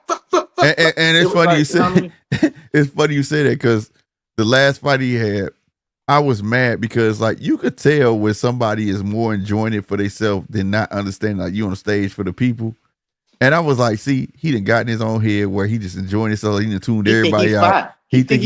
He think he's sparring right now, and you know what I'm saying? Like, He and think I he was too fine. He's mad like, because the last fight he could have took off on old boy and whooped the shit out of him, but it was like, dog, he was satisfied with just tapping him, and you know what I'm saying? because in that gym that he's in, bro, all them be kissing each other ass. They some friendly, soft ass niggas. Even Bud and Andre, when they was in the back, they was telling him, man, you could have whooped his ass. Like, why you can't just do that? You got to go in. You know, you But had you to see kill, how he was talking back? Yeah, right. And that right there is a bruh, swear to God, And I look at everything, and when I'm looking at it, I'm breaking it down to a science. And when I broke it down to a science, that's a problem, bro. I don't want it. That's a problem. When I break it down to a science, I don't want it, bro. I just don't. I can see scientifically you ain't got it, bro. Yeah, it was like he had an answer for everything they were saying. They was just telling him like, you had this, and why didn't you do it? Man, you see this? And I was like, dog, you got two dudes you know that know what the fuck they saying, know what they doing, and you still giving them lip. Like, bro, like, stop it. But we saw it when he was talking to his grandfather Wally. You know, it was like, and even I said, damn, why you talking shit to his grandpa like that? You know what I'm saying? And his grandpa was just worried they was gonna try to rob him. You know what I'm saying? Because his last fight, they gonna try to rob your ass. They gonna make you look bad. You know? And it's like, damn, bro, like, I don't know, but that part did bother me a whole lot, bro. I ain't gonna stunt, bro, because as especially as men and let alone young black men, we want people. I don't give a fuck who you are, how old you get. You know, it feel good to feel that love where somebody wants you to champion you. You know, they want to see you do good. They want you to, you know, and you know it's 100% genuine. And to see him like have an answer, like just have the like close your mouth, bro. Like soak that shit in. You spoiled, bro. You don't even understand what you got. Yeah, bro. You hear me? You got Terrence Crawford. You got two Hall of Famers too. Like, come on, bro. Right. So I'm looking at that, bro, and I just came to the conclusion, like, bro, he really don't got it. And I think a lot of people came to that conclusion. And usually when I come to that conclusion, bro, and I'm not a hater, bro. A lot of people try to call me a hater, bro. I want somebody to have it. Like, I be disappointed. I be disappointed when you ain't got it. Because I've been waiting for somebody to even make me feel like they could even possibly be a problem for Tank. You know what I'm saying? So that's why I get so excited when Keyshawn popped up. Because I'm like, finally, somebody who look like they got the full package. They got the attitude. They willing to do a high-speed chess match. They got footwork, jab. They got skills, power, size. I don't see how there's any other fight. Like only thing I hear people saying is Shakur was first in line. Well, sometimes you get skipped in line, bro. Yeah, because look, that's another thing too. See, that's a soft shit. Let me tell you something. If you not performing to the task of the level I'm at, it doesn't make any sense for me to fight you. It don't. Like, you gotta understand, I don't play the A side B shit. I just keep it 100% real. If you are at the level of making fucking 3.5 million, right? And I just come out of left field and I've just got 3 knockouts. But there's another guy who been on knockout street for 20 knockouts. I don't expect you to pick me, bro. I'm not at that level yet, bro. Right? And that's the thing. If you're not performing to the level of what I'm trying to do, because this is my brand at this point, you're not performing to the level of what I'm trying to put out here and garner this money, bruh, I can't help you. It's not that I'm ducking you. It's not that I don't want to fight you. It's just that you not performing at that fucking level, and you just let another cat. It ain't me. You let this other cat pass you the fuck up. He's now bigger than you. He came under you, and now he's bigger than you. Like, I get, like, when people, I had plenty of people bring this argument to me, like, So you don't want Keyshawn to get it? It ain't that I want Keyshawn to get it. I want Keyshawn to get a belt. I want Keyshawn. You know what I'm saying? Because people don't understand still that I don't want him to get ruined early. You get what I'm saying? We still have to recognize Keyshawn going against a seasoned vet. I know the little nigga 5 feet and he don't look like he old. Nigga, you going against a fucking vet. You get what I'm saying? He very crafty. He's proven it. It's no problem. It don't care what style you bring to him. He knows how to adjust on the fucking fly. So I want Keyshawn to get that. That's why I like the Bernacek fight. See, people don't Bernacek is a bouncy, aggy motherfucker. You know what I'm saying? And he gonna be smaller. That's a good fight for him to get his feet wet from dealing with that. So he'll be shooting over Tank Head and all that shit. You know what I'm saying? I truly think that's what's next though. After that fight, I think Tank's next, bro. I really do because the big could be there. The big could be there. I mean, shit. Like I said, Tank over there with Turk now. They gonna you said Tank with Turk? No.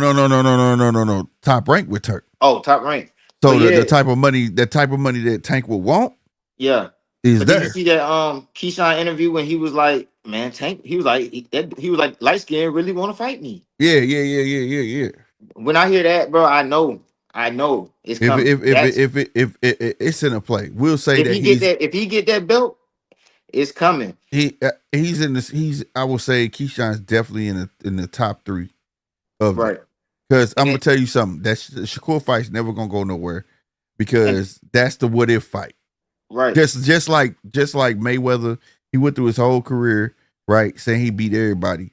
But people was like still like holding on to Pacquiao because every division that he was in, Pacquiao was in. And he kept saying he beat everybody. Even though we knew he was gonna beat Pacquiao, right? It was just that what if factor. You get what I'm saying? Mm-hmm. So I think that Shakur fight, even if he fought Keyshawn first, I still think if he beats Keyshawn, he's still gonna fight Shakur. Just because it's that what if fight. And it ain't gonna pan out. That's the only person too. It's like the only other person. Right. And it's not gonna pan out to what people think the fight would be. It's gonna pan out like what Pacquiao and Mayweather was. You get what I'm saying? It's gonna be all right. It's gonna be an all right fight.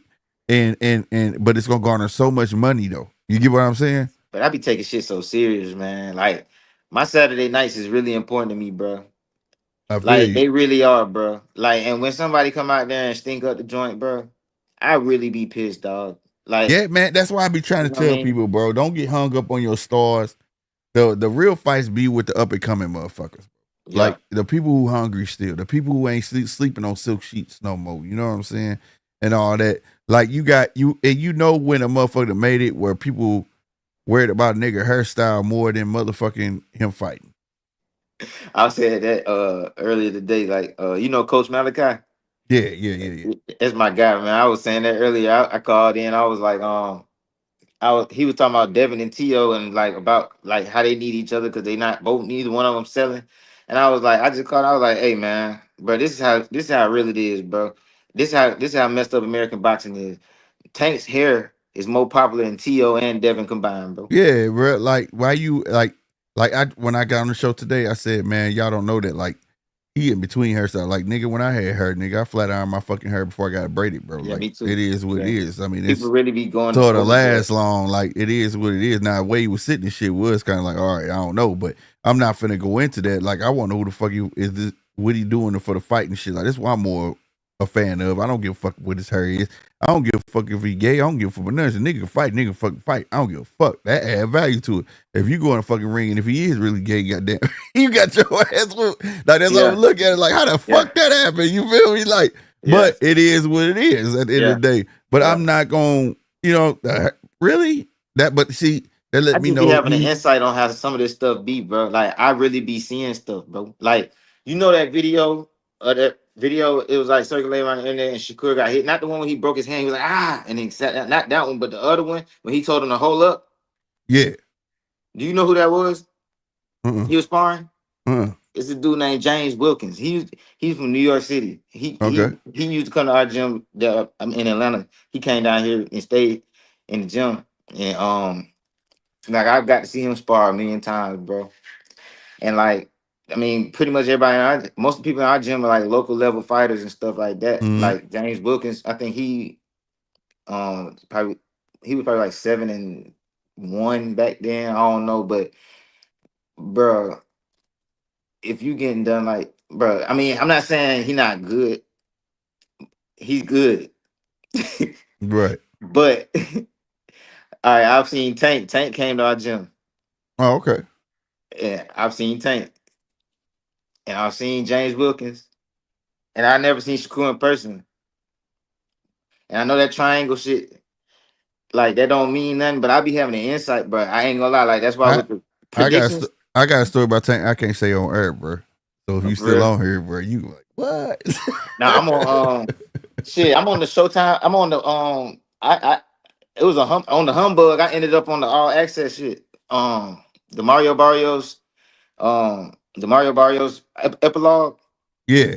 Yeah, like our gym was on there. I was right there next to Tank shadow boxing. If you go back and Oh, look that's at it, dope. you'll recognize me now. Like it was another cameo I had where I was like just recording Tank in the ring. Yeah, they Like got that. They you can caught clearly my see ass me. too. They caught my ass too. I was at the Jamel Herring and Shakur fight, get interviews, and Oh, my you whole was in family. Atlanta? Yeah. At I think the The hotel was Grindhouse. The You was at Omni the Grindhouse. downtown.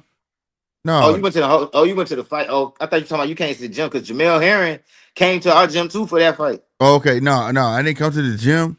It was me and my partner, and we went out there, and I had access, man. I had the interviews. I was getting interviews and shit, and Okay. whatever, and we did the whole press conference, all the whole thing or whatever. And we went to the fight, but like Mhm. they caught me in there getting the interviews and all that shit. If you look at my channel, you'll see it. I got Jamel Herring, I Okay. got all of them on there. Holyfield, everybody was in that motherfucker, bro, for that fight. But yeah, they caught me on TV with that shit, and everybody called me, man, you on fucking TV, man, you on TV. And I didn't know Yeah. they had filmed me on that motherfucker getting the interview, but yeah, man. But nah, That's man, what's up. Tank. I will say this. But I seen him in live in person, I will man. say this. The story I got, Tank is a motherfucker. Oh yeah. Shit, bro. If you like I said, if you own before I get off or one day, I promise to God, if I tell you, I'm like, what the fuck? And it's some shit. I was like, damn. I was like, because I ain't toot my horn, but I'm privy to a lot of, how can I say this, sparring Yeah.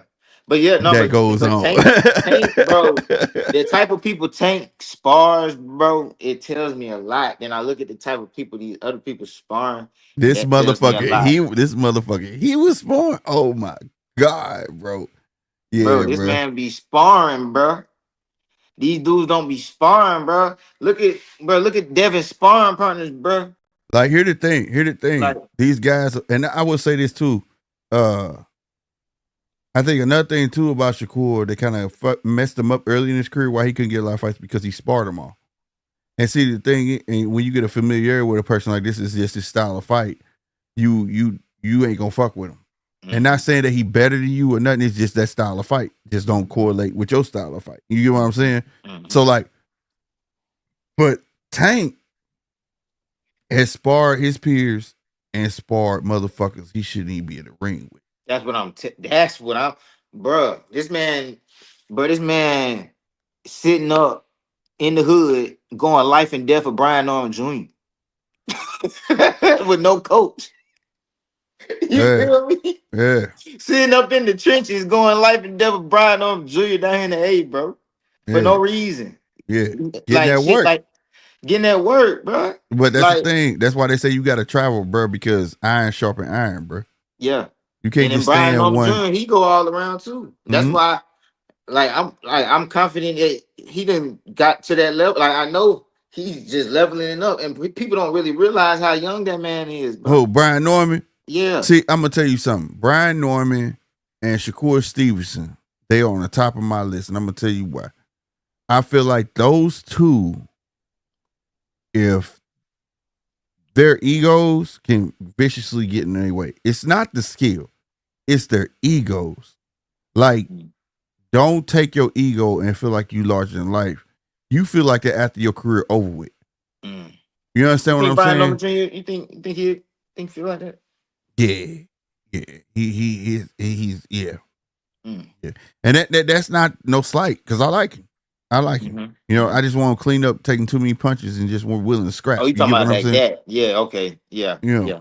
Yeah. He do be strapping. your arrogance could be a detrimental to your skill. I've seen plenty of fighters in my lifetime watching boxing where like, damn, this dude the shit, but it's just arrogance. You know what I'm saying? Like, don't let that kill you, bro. You got all the skills, you got the tools. Use that shit. When your career over, you can talk all the fucking shit you want or after the fight, whatever. But you know, don't let that as my grandma said, blow your head up. You know what I'm saying? You know, you always like you won't always want to stay grounded. Every time you get in a ring should feel like the first fight. I'm not letting this nigga win.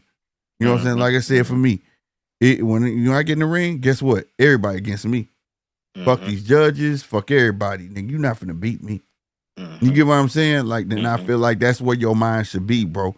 That's not arrogance, bro. That's putting your mind in the right space because you can't sit there and depend on the judges. You know how this game go. You don't know if this guy is I never even thought about it like that though. Yeah. Like, I never looked at him that way, but now that I'm thinking like, yeah, you can't like his I don't next know. fight, like they were just finna do Lowen, bro. He was supposed to fight on that Keyshawn card, man.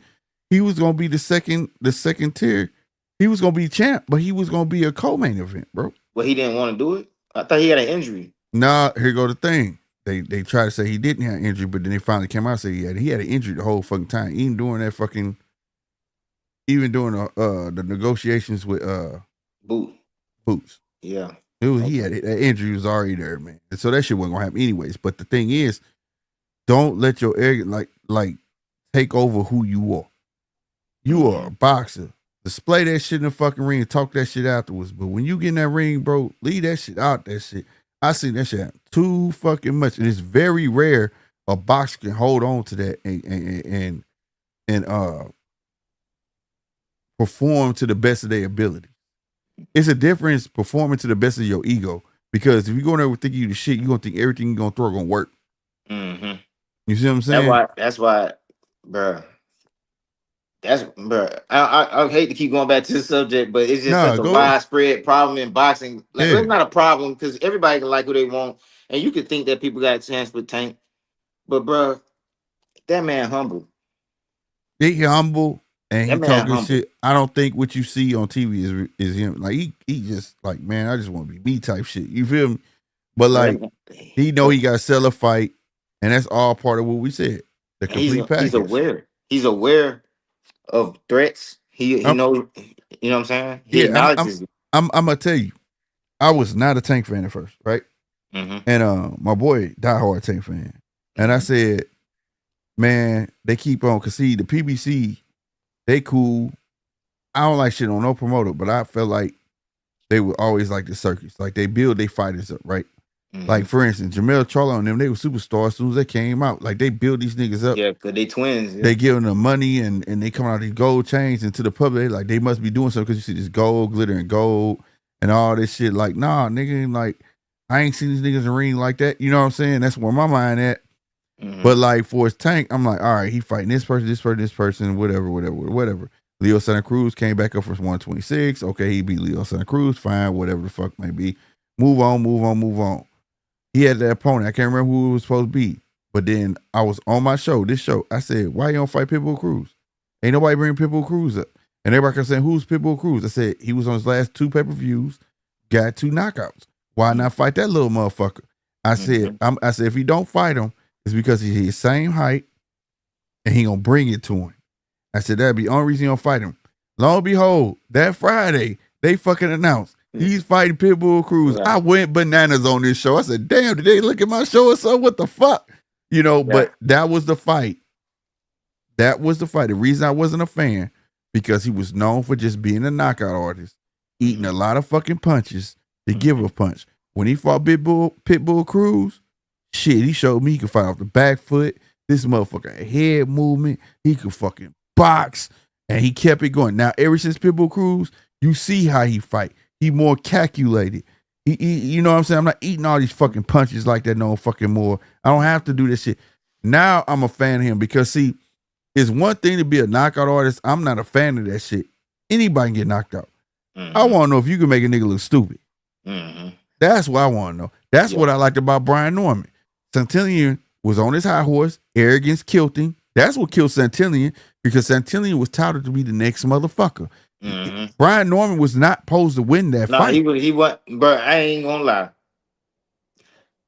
I'm from Atlanta, and I thought he was gonna lose that fight only because he ain't showed me nothing on Top Rank.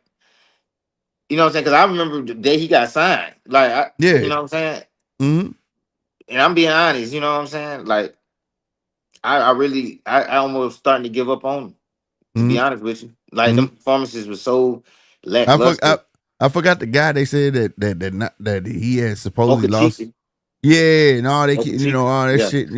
I had I used to do a end of the year awards or whatever, and when I first caught word of it was him, the guy you said he fought, and it was like, you gotta watch Brian Norman, and it was Truck Simpson. Oh, okay. And everybody kept telling me, watch these cats. And when I watched these niggas fights, bro, I was like, who the fuck y'all have me watch, bro? This some bullshit. I was mad. What happened to him? But I yeah, don't bro. know, but I was mad at both of them. I was Yeah. like, these are two biggest flops of the year. So when they said he was fighting Santillan, I said, what? Oh, they trying to do trying to do him dirty, bro. Yeah, They I was like, trying to do finna him drop him from the dirty. label. Yeah, they They finna drop his ass, bro. I was like, they finna do low dude, and he pulled that shit out, and I think they knew that. And that was during that time. So I think they knew that they was finna get dropped. Now later on, Brian Norman Sr. even came out and said, let's be honest, Top Rank didn't have all back in that fight. They thought he was gonna beat us, and they was gonna let us go. He knew it. But the thing was, the way he dug deep and fought that fight the fuck out, you know what I'm saying? He needed that. He needed that, bro. Because why you ain't had that before? Right. You needed that shit because sometimes you can have a lot of people around you where they just think constantly telling you doing great, you're doing good, this and this, and you really start believing that shit. Nigga, in your mind, you should always believe you could do better. You could do better. Always, I could do better. There was something I didn't do right. Go look at your own tape. Go look at this. Damn, I fucked up in round 2, 3, 4, 5, and 6. Yeah, I pulled the rest of the shit up, but that shit should never happen. You supposed to look at that, not hold on to the yes men. You know what I mean? That shit could fuck you up, bro. And that's not just boxing. That's everything. Yeah. Mm-hmm. That's everything. And like now I see the spark in Brian Norman. I see that he actually can have that potential to actually be something great, bro. And I want to see that nigga go for it now. Now I see he got the grit. He got all the fights you want in a fighter. You know what I'm saying? And he gonna put it on the show and bring it to a motherfucker. I feel like he pretty complete. You know what I mean? I believe he got boxing skills and he can bang. I think he got head movement. I think he done. It's his balance. All I want him to do is get that balance. The balance. That's it. Yeah, like what I mean by balance. Just because you got a nigga on a back foot don't mean you supposed to charge anything. Just start fighting. You know what I'm saying? Oh, yeah. Go and mix up, back up, make him look like a fool. You know what I'm saying? Yeah. Because you got to learn to bait and switch. Yeah, you backing up. I'm bang, bang, bang. Back up. Now let him start coming to you and use his ass. You know what I'm saying? But shit like I'm so that. confident. I'm so confident because everything I be thinking, they say it. Like when you hear Brian Norman talk about it, he was like, you know what I'm saying? We was talking about bro, because I said it when I was watching the fight before the Santillan fight. I was like, why he keep fucking smothering his punches? Yeah. And that was the biggest thing. And another thing too was that he would smother his punches, but when he started swinging, he didn't bring it back. He brought them below his chin. And I was like, that's why he eating all them fucking punches back. He need to bring them motherfuckers back up. You know what I'm saying? Like, and start timing cats. You know what I'm saying? Because Santillan is not hard to time. He was not hard to time. He in that fight, it's like they put it all together. No, they put it together. But I'm talking about when he starts smothering him though. When he starts smothering, when he got gassed out. Yeah, when the later rounds, when Santillan started gassing out and shit like that, that was the perfect time to dominate the fucker. It didn't always have to be on the ropes. You get what I'm saying? Having them smother. You smothering your own fucking punches, nigga. You could have been slept this motherfucker. Yeah. I see what you're saying. You know what I mean? But they acknowledge it. So that means he working on it. You know what I'm saying? Yeah. No, he's 23. So I'm looking at it like, I'm not discrediting him all. Like I said, this show ain't about discrediting no fighter. I want to see you do better. Yeah, You know, I I want to hope see all of them do good, bro. yeah, bro. That like Yeah. this is me not taking no slight. Like I already said what I said. The war show, I thought he was a flop, but when I saw Centennial fight, hold on, he got some. Mm-hmm. Okay, he got some skills. It's just that it's like little tidbits, but it's a learning process. Yeah. You know what I'm saying? And I think he gonna come back and do good, bro. Like, but I'm glad that I don't want to say it like that, but it's only one way to say it. I'm glad the injury happened because I hate to see a champ. How you gonna have your champion not be the headliner and put him as a co-main event? Fuck that. Yeah. That shit, that would have been terrible. So I'm glad, I ain't gonna lie, I'm glad that a fucking fight didn't happen. Because now when his fight do happen, he get to prove that he worthy to be a fucking main event. You get what I'm saying? Fuck that dumb shit. You a fucking champion. You're not finna play me like that. And I always imagine like he feel like that. So he gonna come out and I think he gonna do great. You know what I'm saying? He got a nice jab. Like say, my biggest thing is the exact same thing you said. Him smothering them punches. Learn to use a motherfucker. You get him on the fucking road, bop, bop, bop, take a step back. He think for the bop, bop, bop, you know, make him look like a dumbass and get his ass the fuck up out of there because Santillan shouldn't even lasted as long. Santillan was on fumes. Yeah. In that fight. Yeah. He was carrying that man without knowing he was carrying him because he was holding him up, pressing him against the fucking ropes. Yeah. Santillan was ready to be done. Yeah. Yeah. I watched that fight 3 times. He just loved beating him up. Yeah, like he was like literally holding that man the fuck up, bro. Yeah. When when he bust that man nose open in the first time he on ropes and his face, it was like right side was beat red, bro. Since the way he walked back to the ring, he was like, I don't know what the fuck I signed up for. Yeah. Like he was mentally done. Like sometimes you can just see it in their face. Like he was done, bro. Yes, sir. But no, I think that like he need to get that fight and he can get Atlanta behind him, whatever, because Senior is on record saying like Atlanta don't fuck with him like that. And I don't know why. You got one. The problem is it's not even that. It's like they don't know. They just don't know. Like it's not even. It's just, bro. People really don't know, bro. I mean, I be putting him like I got a bro on my Instagram. I got a video of him on my story right now. Like every time he posts some shit, I put it on my story. You know what I'm saying? But that's my thing. How like okay, I'm from St. Louis. Like we be knowing the upcoming fight around here. Like you know what I'm saying. Even though I don't know. Let me ask you this: is Atlanta like here? Like okay. They don't advertise shit. It's like you gotta know somebody when boxing matches going on and shit like that. Yeah, it's like that. It's like that. Okay, because that shit pisses me off. It's kind of smaller. Like it's like, bro, in Atlanta, bro, people pay more attention to the new up and coming shooter. Like niggas not fighting, bro. It's like that, bro. It's like. So for you to have fighting skills, niggas like, bro, I bust your ass. Like, it's not really, niggas don't fight, bro. Like, we got a bunch of young niggas walking around with push ices, look like they never had a push-up, niggas. Like, right. You know what I'm saying? Like, niggas don't want to fight or care about fighting, so it's hard for them to, and this is a philosophy, I don't know if this is the real reason, but I feel like it should make it hard to respect nigga putting hands on people. Like, it don't really interest them unless it's like Tank. It's a culture. It's the culture. Yeah, it's just the culture. Like we don't even fight in the club. Like that's some old shit. Yeah, like, we got fighters that leave, like literally leave here and then go to Texas. They go somewhere else and shit, make a name or whatever the case may be. Because of that. If he was to get a fight that matter, like if it's a fight. All right, so like Errol Spence and Terrence Crawford. I went to the bar and watched that fight. The bar was packed. And anytime Tank fight, people pretty much talking about it. But other than that, it's not really a boxing culture now here like that. You know what I'm saying?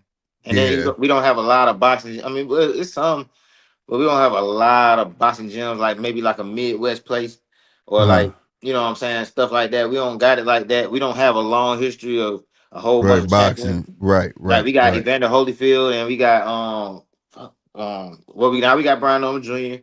and then we had Vernon Forrest. Right, Vernon Forrest. Right. Other than that, I can't think of really. Yeah. Right, y'all have long lineage in boxing. Right. I feel you. We're known to be trash, bro, to be honest.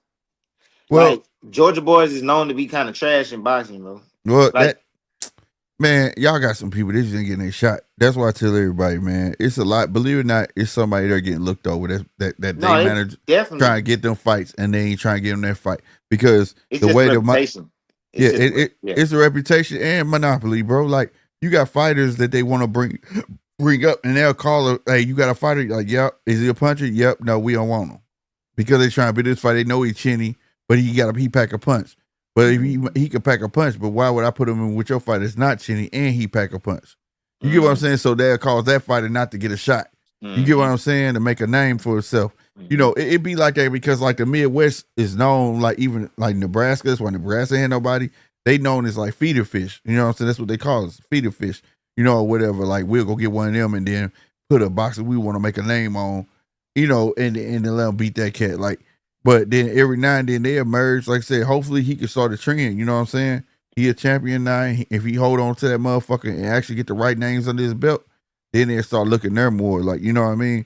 That's the whole thing about that. Because that's how St. Louis work, bro. Like I said, we got Corey Spinks. You know, we got all the Spinks from here. We got Devin Alexander, shit like that. But it's not a lot from here neither, though. But they emerge every once in a blue moon. But every one of them fighters had to go through that gauntlet. You know what I mean? Where like they beat a motherfucker they wasn't supposed to beat. You know what I mean? If he can beat and if he can beat Boots, and I don't know, you know what I'm saying, but if he can beat Boots, I think that'll put Atlanta more on. I think he got a shot because after I watched that fucking Karen fight, shit. Yeah, he got a shot because if you, I think Boots overrated. But that here's the thing, I think Boots is another victim of arrogance, and Boots is he a great mid range fighter, right? But he wants to be a great inside fighter. That was his problem with Karen. Karen getting inside, so laying the fucking hands when he didn't know what the fuck to do with, but tie the fuck up. You see what I'm saying? And you put him in there with a Brian Norman. Brian Norman got inside game. You see what I'm saying? You know, and he know how to work his way in the inside because he's a smaller fighter. You get what I mean? I think he'll be a problem for Boots. Now Boots can place. He got better punch placement. But the thing is, it's hard. You can if I take your length away from you, your reach away from you, none of that shit mean nothing. Don't mean nothing. It don't mean shit. So I think Brian got more power too.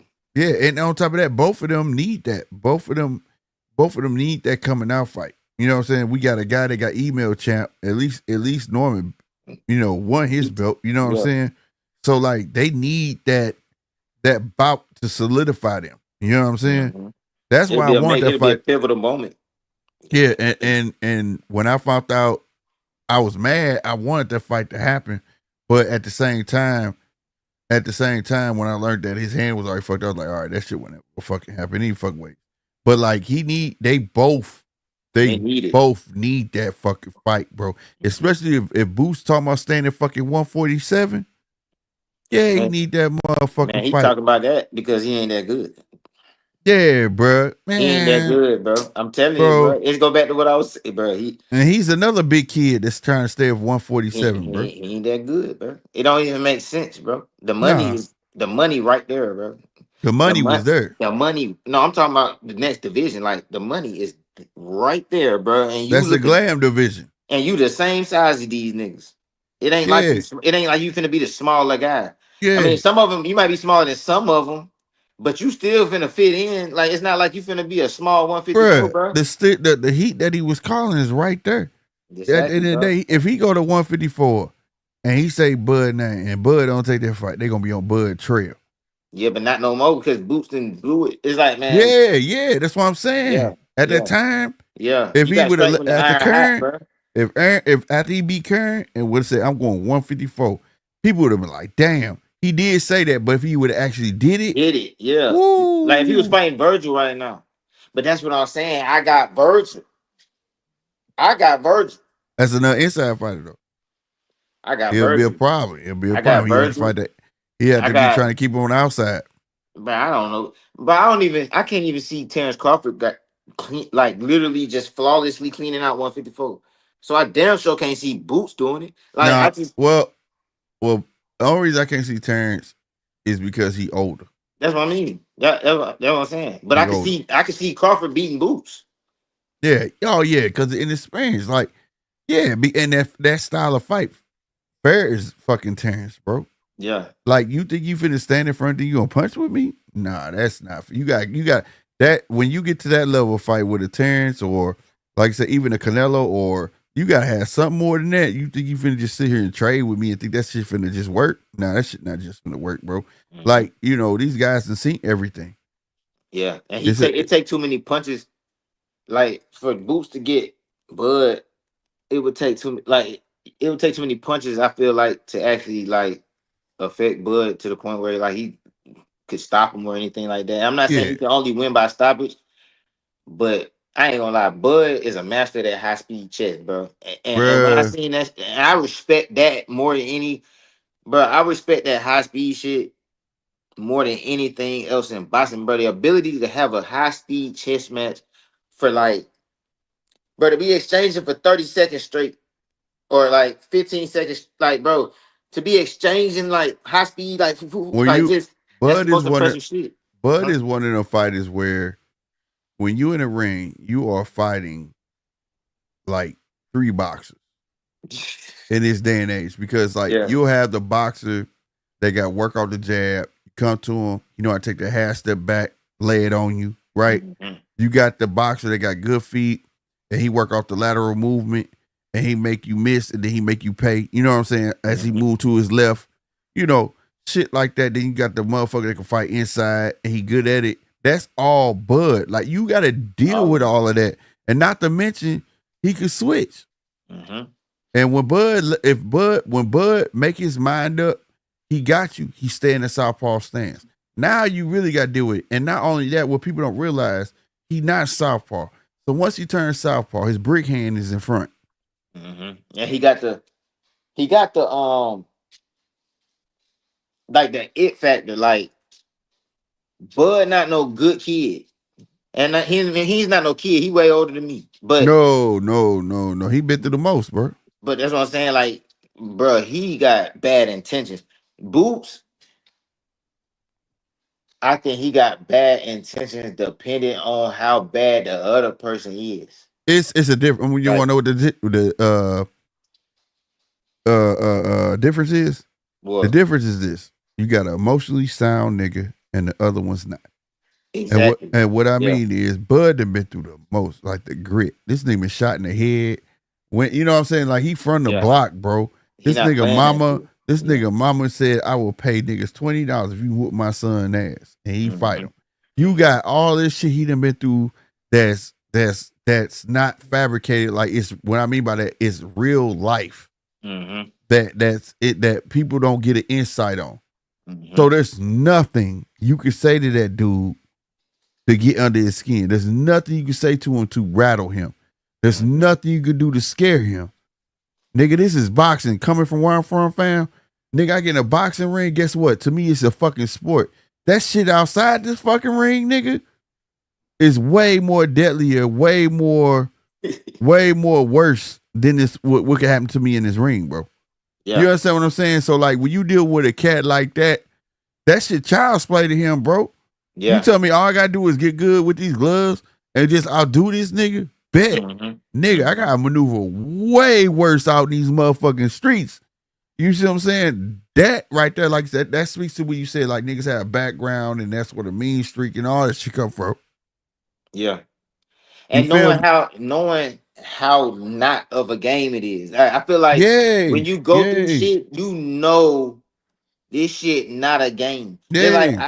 I look at how certain boxers do they trash talk. I'm not, and I can tell when they just be like, when you from a certain place, you don't play like that. You see what I'm saying? Yeah. Like certain Yeah. people you don't play like that. Like it's certain things you don't say, certain things you don't move because you understand like it's mutual respect. Like that's a grown man. He can take me out just like I can take him out. We gonna be a gentleman. You know what I'm saying? And then, Yay. but I, you see, you got I that switch. You gonna have that switch when you come from a certain place. You got that switch, and I feel like certain people, you just can't. You gotta it have that switch, bro. I'm from Gen X, bro. Like stuff I hear today, I giggle at because they be like, 1 to 100 and shit like that, or they say weird shit, right? And I'd be like, that's weird to me, bro. They was like, why? I'd be like, because when I went outside, I was on 100 all the time. Like, Yeah, that shit was Mando, bro. Like, because yeah, you don't know what can come to you. My head was always on the swivel. I was ready for whatever fuck came. yeah. Nigga said to me, And you get all of that shit. animalistic. You get animalistic instincts. Yeah, And a yeah, lot of this stuff when I be breaking down boxing, it come down to my animal instincts, bro. Like niggas be like, why you don't think he can win? Why you sleep on this dude? Be like, bro, I can smell it. right, Bro, right. I smell it, bro. Like I know you And ain't it's and got it, it's bro. and it's not sleeping, bro. It's just calling a spade, Yeah, bro. like It is what it is. I don't Like, gotta have no reason. I might can't put my finger on it, but I just know yeah, you ain't like, familiar. Like I like can Bud, tell. Bud. Like everybody was like, "What you mean by emotionally sound?" I said, "Go look at the press conference when Bud was talking to Earl People. Yeah, He tried to fuse that shit, but when, right, when they ain't want to hear, he said, "I'm letting you know, nigga. I gets active, nigga. You better leave me right. the fuck alone." Yeah, Like I'm on it. My boy Nana was just over here. I sent him a meme because it reminded me because that's how his ass is, right? It's an old man, right? I said, "This you when you get old." Dude was like, "I will get up and choke the fuck out of you." He was laughing. He said, "What, nigga?"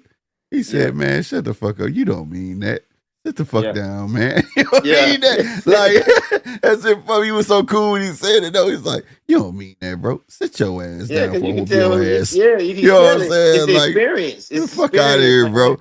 Yeah, Yeah, bro. Like yeah. So 100%. I be feeling like certain people can't beat certain people just because of certain shit. Like you just not enough of an animal. You're Right, not enough of an animal, bro. Like right. it's like a sixth sense. And I never even said it like that. It just like, but that's what it is, bro. Like I never thought about it, but it's bro. You just not enough. You too human. All but You too at civilized. Like you too civilized. There you civilized. go. Yeah, Civilized. yeah, Like you people don't understand and they don't want to understand. They didn't understand. They don't want to understand. Certain motherfuckers are products of their environment, bro. yeah, And there's certain things you can't change. You can't yeah, change about a motherfucker. That fight that Tank has, you hmm can't take that from him. He had that in him yeah. before a It's in ring. them. It's Before a ring. it's It's like not a on him. It's in him. It's the right. mentality. You know what I Like half. mean? Oh, my bad. I was gonna use an example, and I heard somebody say this before. I can't remember who said it, but he was just talking about one person versus another person. Oh, Coach Kenny said it about Frank Martin and Tank. This is the perfect example. He said Frank Martin is an American bully. Mhm. Tank is a game bred pit bull. Right. It's a big difference. Like Yeah. I don't give a fuck what that one do. He can't. This one don't feel pain. Yeah. This one right here don't feel pain. He'll Right. feel that shit tomorrow. Right. And that was said in the fight. It's funny you said that. Do you remember the pit bull fight? That nigga Tank went to court and said, my hand hurt. That Yeah. nigga, old boy said, what's his training name? He He said, said, I know Coach Cal. Oh, yeah, Coach Kenny. he Coach said, Cal. okay, you worry about that shit tomorrow, nigga. You get Yeah. back out there and knock it out. That's when He you're a said, all game right. bred dog, Yeah, bro. right. He said, all You a right, game bet, bred dog, bro. bet, That's what bro. bro. I Like be that. knowing what I'm seeing, man. But it's a good convo, man. I ain't gonna Yeah. lie. Yeah. Yeah, but No, this one of the best convo I had on any YouTube channel. right on. Appreciate it. Yeah, But for sure. yeah, likewise, fam. But like at the end of the day, man, it gotta be in you and on you. New ones make great. Like I tell everybody, I like Bud. Bud's my favorite fighter, but my favorite all-time fighter is Marvin Hagler. And that's my prime example. If it's in you, you know it's in you. You can tell Mm-hmm. when it's on a motherfucker. When you Mm-hmm. got a Hagler and a Sugar Ray, it was on Sugar Ray. Hagler, go watch that Nick. Go watch our old footage, and he hitting that fucking bag. He hit that bag like it's a nigga. That bag moved every fucking time he fucking hit that son bitch. It wasn't no tap tap tap. No, bitch, boom. That was his mentality. My Bro, hits is to get you the fuck up out of there. You know what I'm saying? And that's the difference, bro. bro, check this out. And I keep going back to this shit because everybody, but like, all right, so everybody want that Shakur and Tank fight, right? Everybody want that shit. Wait till them niggas in that same room. You gonna already know. It's like, bro, I've been trying to tell everybody, but I don't think people know how much of a difference it is between these two men. Uh-huh. Wait till these niggas in the same room. Everybody gonna know. what time it is, bro. It's I already know how that match gonna go, man. I But this already shit gonna be said. pitiful. I already said that he got to pitch a shutout, bro. Like Shakur has to pitch a shutout. No, He I'm gotta talking be about. on I his ain't feet. talking about in the ring. I'm talking about in the room. I'm talking about before the fight. Oh, you talking about the press conferences and Bro, shit? wait till they in the same room. I think that shit I'm gonna be lit, telling you, fam. I think bro. that shit gonna be lit, fam. I think Man, shit I gonna don't be even lit. know, bro. Shakur is on them. It's on them. It's You think only for on real? You them. And think bro, he so? look at You Tank think like, so? bro. Yes, bro. Shakur's a bro. Listen, I think Shakur believe in himself for no, the real fuck like he that. Like, don't, bro. you That don't nigga think look at so? Tank not against him. He believe, bro, not against him, bro. Listen, bro. That's little bro. That's little bro. Watch, you gonna see, bro. When them niggas get in that same room, you gonna be, and if he even try to act like it, you gonna He see said we through it. try to act like. You gonna see through it, bro. You gonna see through it, bro. He don't got it. He ain't got it, bro. He don't got it. I'm telling Hey, you. He get in that room with Tank. He gonna be looking like a straight bitch. like a Watch. nerd, like a He gonna, square up, like man, that nigga might shit. start doing this shit, bro. Bro, Oh I'm shit. telling you, bro. And then them stories when Shakur slipped up and was on that FaceTime with Coach Kenny. Oh yeah, yeah, Man, yeah. look at that man face, me, bro. That man kept Coach Kenny told him to his face. He was like, how that wisdom tooth doing? Remember, he was like, Yeah, respect your yeah. tooth. And Man, then look at it was that. like, man, I ain't leave because no two, man. Y'all capping. I remember Man, that that's shit. I exactly remember what, that shit. bro. Bro. When that man gets in the room with Tank, he gonna look softer than any opponent Tank has ever been in the room with. I guarantee it, because he talked too fucking much. All them niggas, him, Devin, they can't, bro. That's why you ain't seen them in the room. I'm telling you, they're not like that at all. They're the farthest from it. They the farthest from it. Like they can't even be in this nigga presence. I'm telling you, not when it's really smoke. They can hang out with you, Kiki, come in the locker room, take pictures and shit. But Mm. when it's smoke with him, watch. I'm telling you, bro. I'm telling you, bro. And I Yeah, ain't trying to glaze nobody or nothing. I'm telling you, it's two different type no, of people. no, no. It's two different type of people. I respect your I know you opinion. understand, but I'm Yeah. talking about the people who listening. You know what Oh, I'm saying? okay. I Because a got you. lot of people be thinking that just people be some fanboy. Like people throw that word around all the time, bro. I'm not no No, fanboy. I don't think you're a fangirl. I don't think you're no fangirl, bro. Yeah, I man. don't think you Tank, none he of not that, even bro. my favorite fighter. Like we Yeah. ain't even talk about my favorite fighter because don't No, nobody talk about it. you can't deny the tenacity of Tank, bro. Like I said, that dude's a Yeah. monster, bro. He's a monster, and like I said, I wasn't a fan at first, and even when I wasn't a fan, I wasn't saying he wasn't a problem. It's just that I didn't know if he could box or not. You know what I'm saying? Because that knockout shit only gonna go so far. You know, he's eating all these fucking punches, and shit. Mhm. You know. But once that pit bull fight here, I said, damn, this It was nigga's a problem. it was the Mario Barrios fight for me though. That was when I was solidified. Like I already knew he was a beast. That Mario Barrio fight, that shit showed me. I was like, and a lot of people don't give him credit for that fight like that, bro. But me, bro, I'm looking at this man, look up at this man like this at the fucking face off, bro. Yeah, And yeah. I'm like, and he ain't never been at 140. Man, that I'm shit was I'm big to I'm me. I'm, I'm gonna tell you to be fair, I didn't know who the fuck Mario Barrios Well, I was. didn't either, bro. And I was I didn't like, either.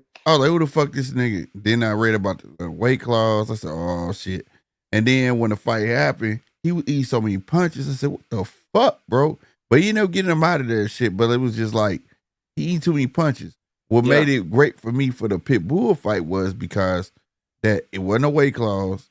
Pit Bull was already known to be a small, big fighter. You know what I'm saying? Mm-hmm. And a lot of people understand, like, if you're a fighter that's used to fighting taller people, when you get somebody your height, it's a different type of fight. You know what I'm saying?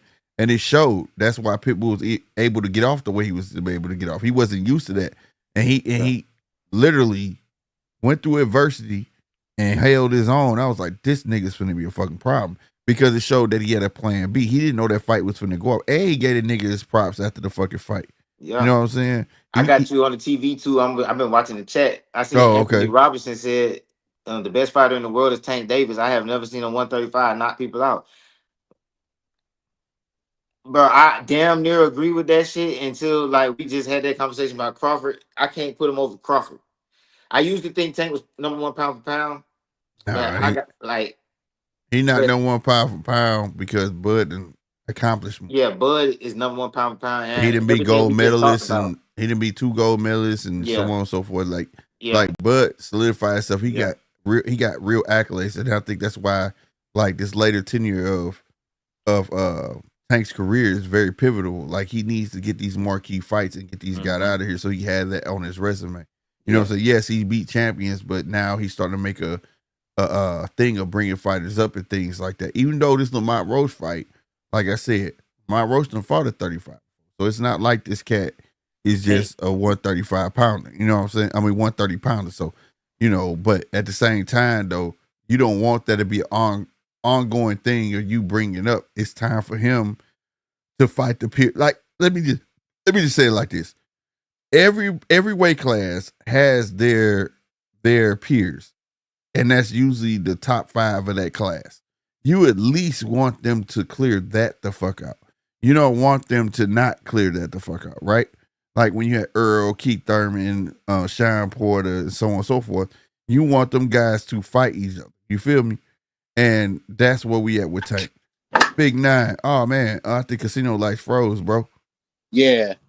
But about time, bro, you got a nigga on here that know his boxing, nigga. Yeah. It's a cool convo with Casino, bro. Real I shit think his though. phone A probably dude, died. about time it's a motherfucker with actual boxing experience. Not knocking nobody out there who's never boxed before. Mm-hmm. Nah, because I never want to come off as the guy that acts like the smartest guy in the room. But a lot of shit that I've been saying repeatedly, and I'm like, damn, I'm tired of There you saying this go. shit because I be sounding like a broken record. My Bro, phone died, bro. Oh, okay. Hey, Casino. What's up, Hey, bro? bro. How many fights have you had so far, amateur or pro? Bro, I'm a gym nigga, bro. I got a sparring record. Ain't nothing wrong with it. Shit. Yeah, You're involved. That's all that matters. I can help you get ready for a fight and shit. I ain't gonna lie. What happened with me, bro? I started a little too late, and it just be like that. You feel me? Nah, ain't shit right now. It be like you involved. See, that's more than what most can say. You feel me? Yeah, but I be in there though. You can see it. I mean, on my channel, you can see I be in there though. Like I always catch the good shit. Like Shit. I got Alicia Baumgartner on my shit too. I ain't even know you had a channel, Casino Life. Well, it ain't really no boxing channel. It's just I just put whatever the hell going on my shit. Hey, y'all go follow. Make sure y'all go follow. bro. Yeah, I'm right. Make sure y'all go follow Casino Life, bro. Man, appreciate it. Yeah, just look up I'm right. Life. I didn't know you had a channel, bro. Yeah, I'm right. I'm gonna sub up to you, bro. It's your name right here. How it is? Yeah, Casino Life Prayers. I got like 2,300 followers, subscribers. Oh wow. Okay. That's what it do, fam. But I'm popping with the pit bulls and shit like that. Like I'm a Oh dog. damn, nigga, you in the dogs too? Oh yeah, bro. Man, hold on, bro. Can I show this all topic? I can show you. It's good. All right, hold on. How to flip the camera? Well, I can just turn it. Like I got all these awards this year. Oh, I got you. I see you right here, fam. Look, I'm finna sell your channel now. You see, I got all these awards this year. This a second place medal. This a third place. This a second place. This came with a breaking stick. You see the breaking stick? Hey, bro. Look, you what kind of blood you working with? This best of show. I got best of show right here. Huh? What kind of blood you working with? Nigerino, Red Boy, Jocko Bolio. No shit. Yeah. All right. I just subbed to you, man. I just subbed to you, bro. Man, I appreciate it, bro. Yeah, I'm right. I got a game ass dog. It's supposed to be a Kobe dog. That's what the paperwork say. I wasn't even old school. Huh? You got old school shit, man. Look at this. Hold on. Yeah. Look at this. This is a pedigree right here. That's a pedigree. Okay. Yep. American Kennel Club. No. ADBA. Oh, okay. No, these is these Lucy G. Walls. They don't register. They don't register pit bulls. AKC don't register pit bulls. ADBA do. I got the They basically game bred.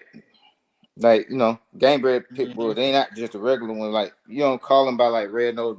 Like matter of fact, there ain't no such thing as a blue nose in this world. You know what I'm saying? Yeah. Mine is a Staffy. Oh, you got American Staffordshire? Staffordshire. Yeah. I got some exclusive. I got 2 exclusive videos never before seen. Well, I mean, they've been seen by people who've seen it on my channel, but I never advertised it. But I got 2 videos of Tank in the gym working out with Coach Calvin. Oh, okay. Nobody got that shit but me. And then I got it. I made an Alicia Baumgartner video on there. Yeah, man. We gonna have to swap social media, man. Your social media on your page? On your YouTube? Yeah, it should be on my YouTube. But Okay. if you Google Casino Life Prayers, bro, everything come up, bro. I ain't gonna lie. Okay. I don't be trying to talk about myself and shit, bro. I be trying to talk about the boxers. No, I hear you, bro. But nah, man, we be trying. Well, we're like I said, it's people's channel. We be trying to show love, man. You showing love to my channel, fam. I appreciate it. Because I got a Real bitch, talk, man. just about She being won't on let here. nobody breed her, bro. She 4 years old, and I'm trying to get some pups. But she one of those. Look at this. You can breed away this one. This is a pit bully. This not one of my show dogs. This my pet. You know what I'm saying? But he a bully. Yeah. Like he look good though. Name Snowman. Gotcha. Yeah. Punch talk. I see you. Yeah. Yeah, she an evil bitch, bro. That bitch is evil. Yeah. Real shit. But I did numbers. I did numbers in 2024. Like on TikTok, I did 1.9 million views since October, and then I just started in October with TikTok. I got 1.9 million views on there. I got 700. I got 700,000 views in 2024 on YouTube, and then shit, that's not even including Facebook and Instagram. I went stupid on there too. Like I don't know how much I did on there though, but I did. But I ain't gonna lie, 2024 was a breakout year for me, bro, with the dogs and shit like that. You know what I'm saying? Yeah. Okay, that's what's up, bro. Damn right. Matter of fact, I'm in the APBT magazine, bro. Like they sent me a magazine. I'm in the Pitbull magazine and shit. Hold on. Let me just show you our page, bro. Since we talk, like this is what I really love. I love talking about boxing, but I mostly be talking about pit bulls on my dog. and shit. Yeah, that's why, man. We gonna have to get each other inbox, bro. For sure. Hold on, I'm about to show you this. Hey, you in Georgia? Yeah. Man, yeah, I'm in Kansas City. Okay. Look.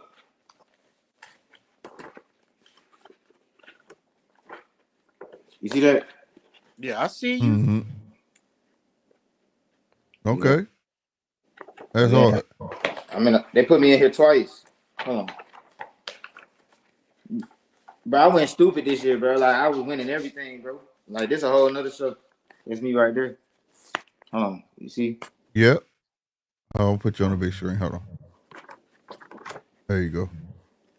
Oh yeah. Yeah. Man, salute to you, bro. Yeah, all right, bro. It's the magazine, man. Y'all, you can order it. APBT magazine. You know what I'm saying? They'll send it straight to your house. You feel me? Yeah, I'm gonna be in your inbox, bro. Okay, that's what's up, man. Man, I appreciate y'all, man. But hey, man, I got shit to do tomorrow, bro. I don't even know what time. It's 2:00, but I gotta goddamn. Yeah. I got to go, man. Y'all ain't no problem, bro. Y'all gonna still be up? Don't be a stranger. I'll be back on. I'm definitely gonna be back on tomorrow, bro. Okay, cool. I think I talked to you on heavy shit too, but don't be a stranger, that's bro. what I talked to him a couple times.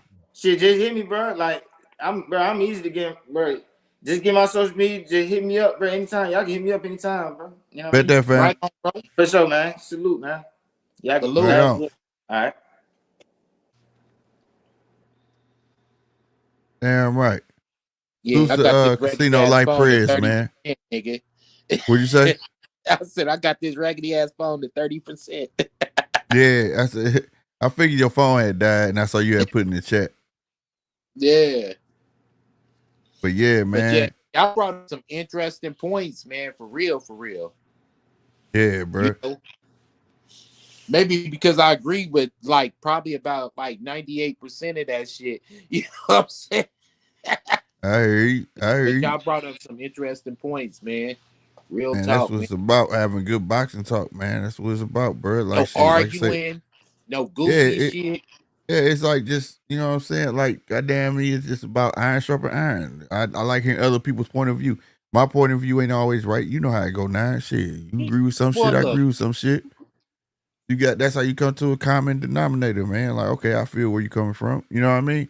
Like, Ain't no The one way real in show was boxing. earlier today when we was on the phone, nigga. You know what I Right, mean? right. Ain't no one way. And it's yo, you see your way, I see my way, and then we talk about it and come to a common thing. That's what it's about, and that's how I want to run the show, bro. Ain't gonna be no Yeah. debating, arguing. I mean, it'll happen, but not like that. You know what I mean? I don't want no argumentative ass channel. Yeah, all Anthony those debates and shit. salutes to Anthony Robinson, man. You've been in this chat a lot. I hope you hit that subscribe button for real, and hit that like button, man. But I want to take a shout out, man, to X, bro. All 100 of y'all in this thing, bro. Real talk. That's about 104 of y'all in this thing, bro. Y'all doing y'all thing over on X, man. Salute to y'all. Salute to you too as well, man. Make sure y'all hitting that like button, bro, if y'all loving this content. You hear me? Anthony Robinson said, Ryan Garcia left hook is so fast that little Tank got around it and knocked him out. Ain't that he was little shit? That should take skill, nigga. Shit. The hell you talking about? It Tank takes just skill to that get around skill, that nigga. big ass hook. Yeah. That nigga counted that shit, man. That's how the fuck Ryan Garcia got up out of there. He kept throwing the same fucking punch to me damn times. Yeah, bro. Ryan Garcia fast, man, but Tank's defense is faster. Let's just put Yeah, like that. bro. Like the mind was calculating. That's what it's about. You can't just fight, nigga. Like it's mental warfare in that motherfucker. Because you know what? Other top fighters, well, the other top fighter that fought Ryan couldn't get past it, and that was Devin. Yeah, bro. You know like, what I'm saying? So you got to give Tank all the credit in the world for that, bro. yeah, You know what I'm bro. saying? I gotta Tank the give man to for him. that shit. Real spit, Matter bro. of fact, shit, I was in Vegas when that fight happened. Yeah, I can't take no away from Tank. Like I said, once he took that pit bull fight, and I was like, damn, dude, really could fight like that. You know what I'm saying? Like, I had to give him his fucking props from there on, bro. I'm just not a hype man. I'm not finna hype these cats up and all that shit, and they not panning the fuck out. You know what I mean? I'm a fan of boxing, bro. A true fan of boxing, and to follow a fucking sport like this. This ain't no team sport. This not none of that shit. Ain't no 12 men on the field. Ain't no fucking none of that shit. It's You 2 men wouldn't in the buy a fucking pretty ring. car just because of what it looked like on the outside, bro. You'd have to check up under the hood. And the only way you can check up under a fighter's hood is to see what kind of how he look when he fights the right opponents. Facts. You feel me? Like that. That's You know it. That's it, bro. Like I'm He saying, got to like fight the right opponents, bro.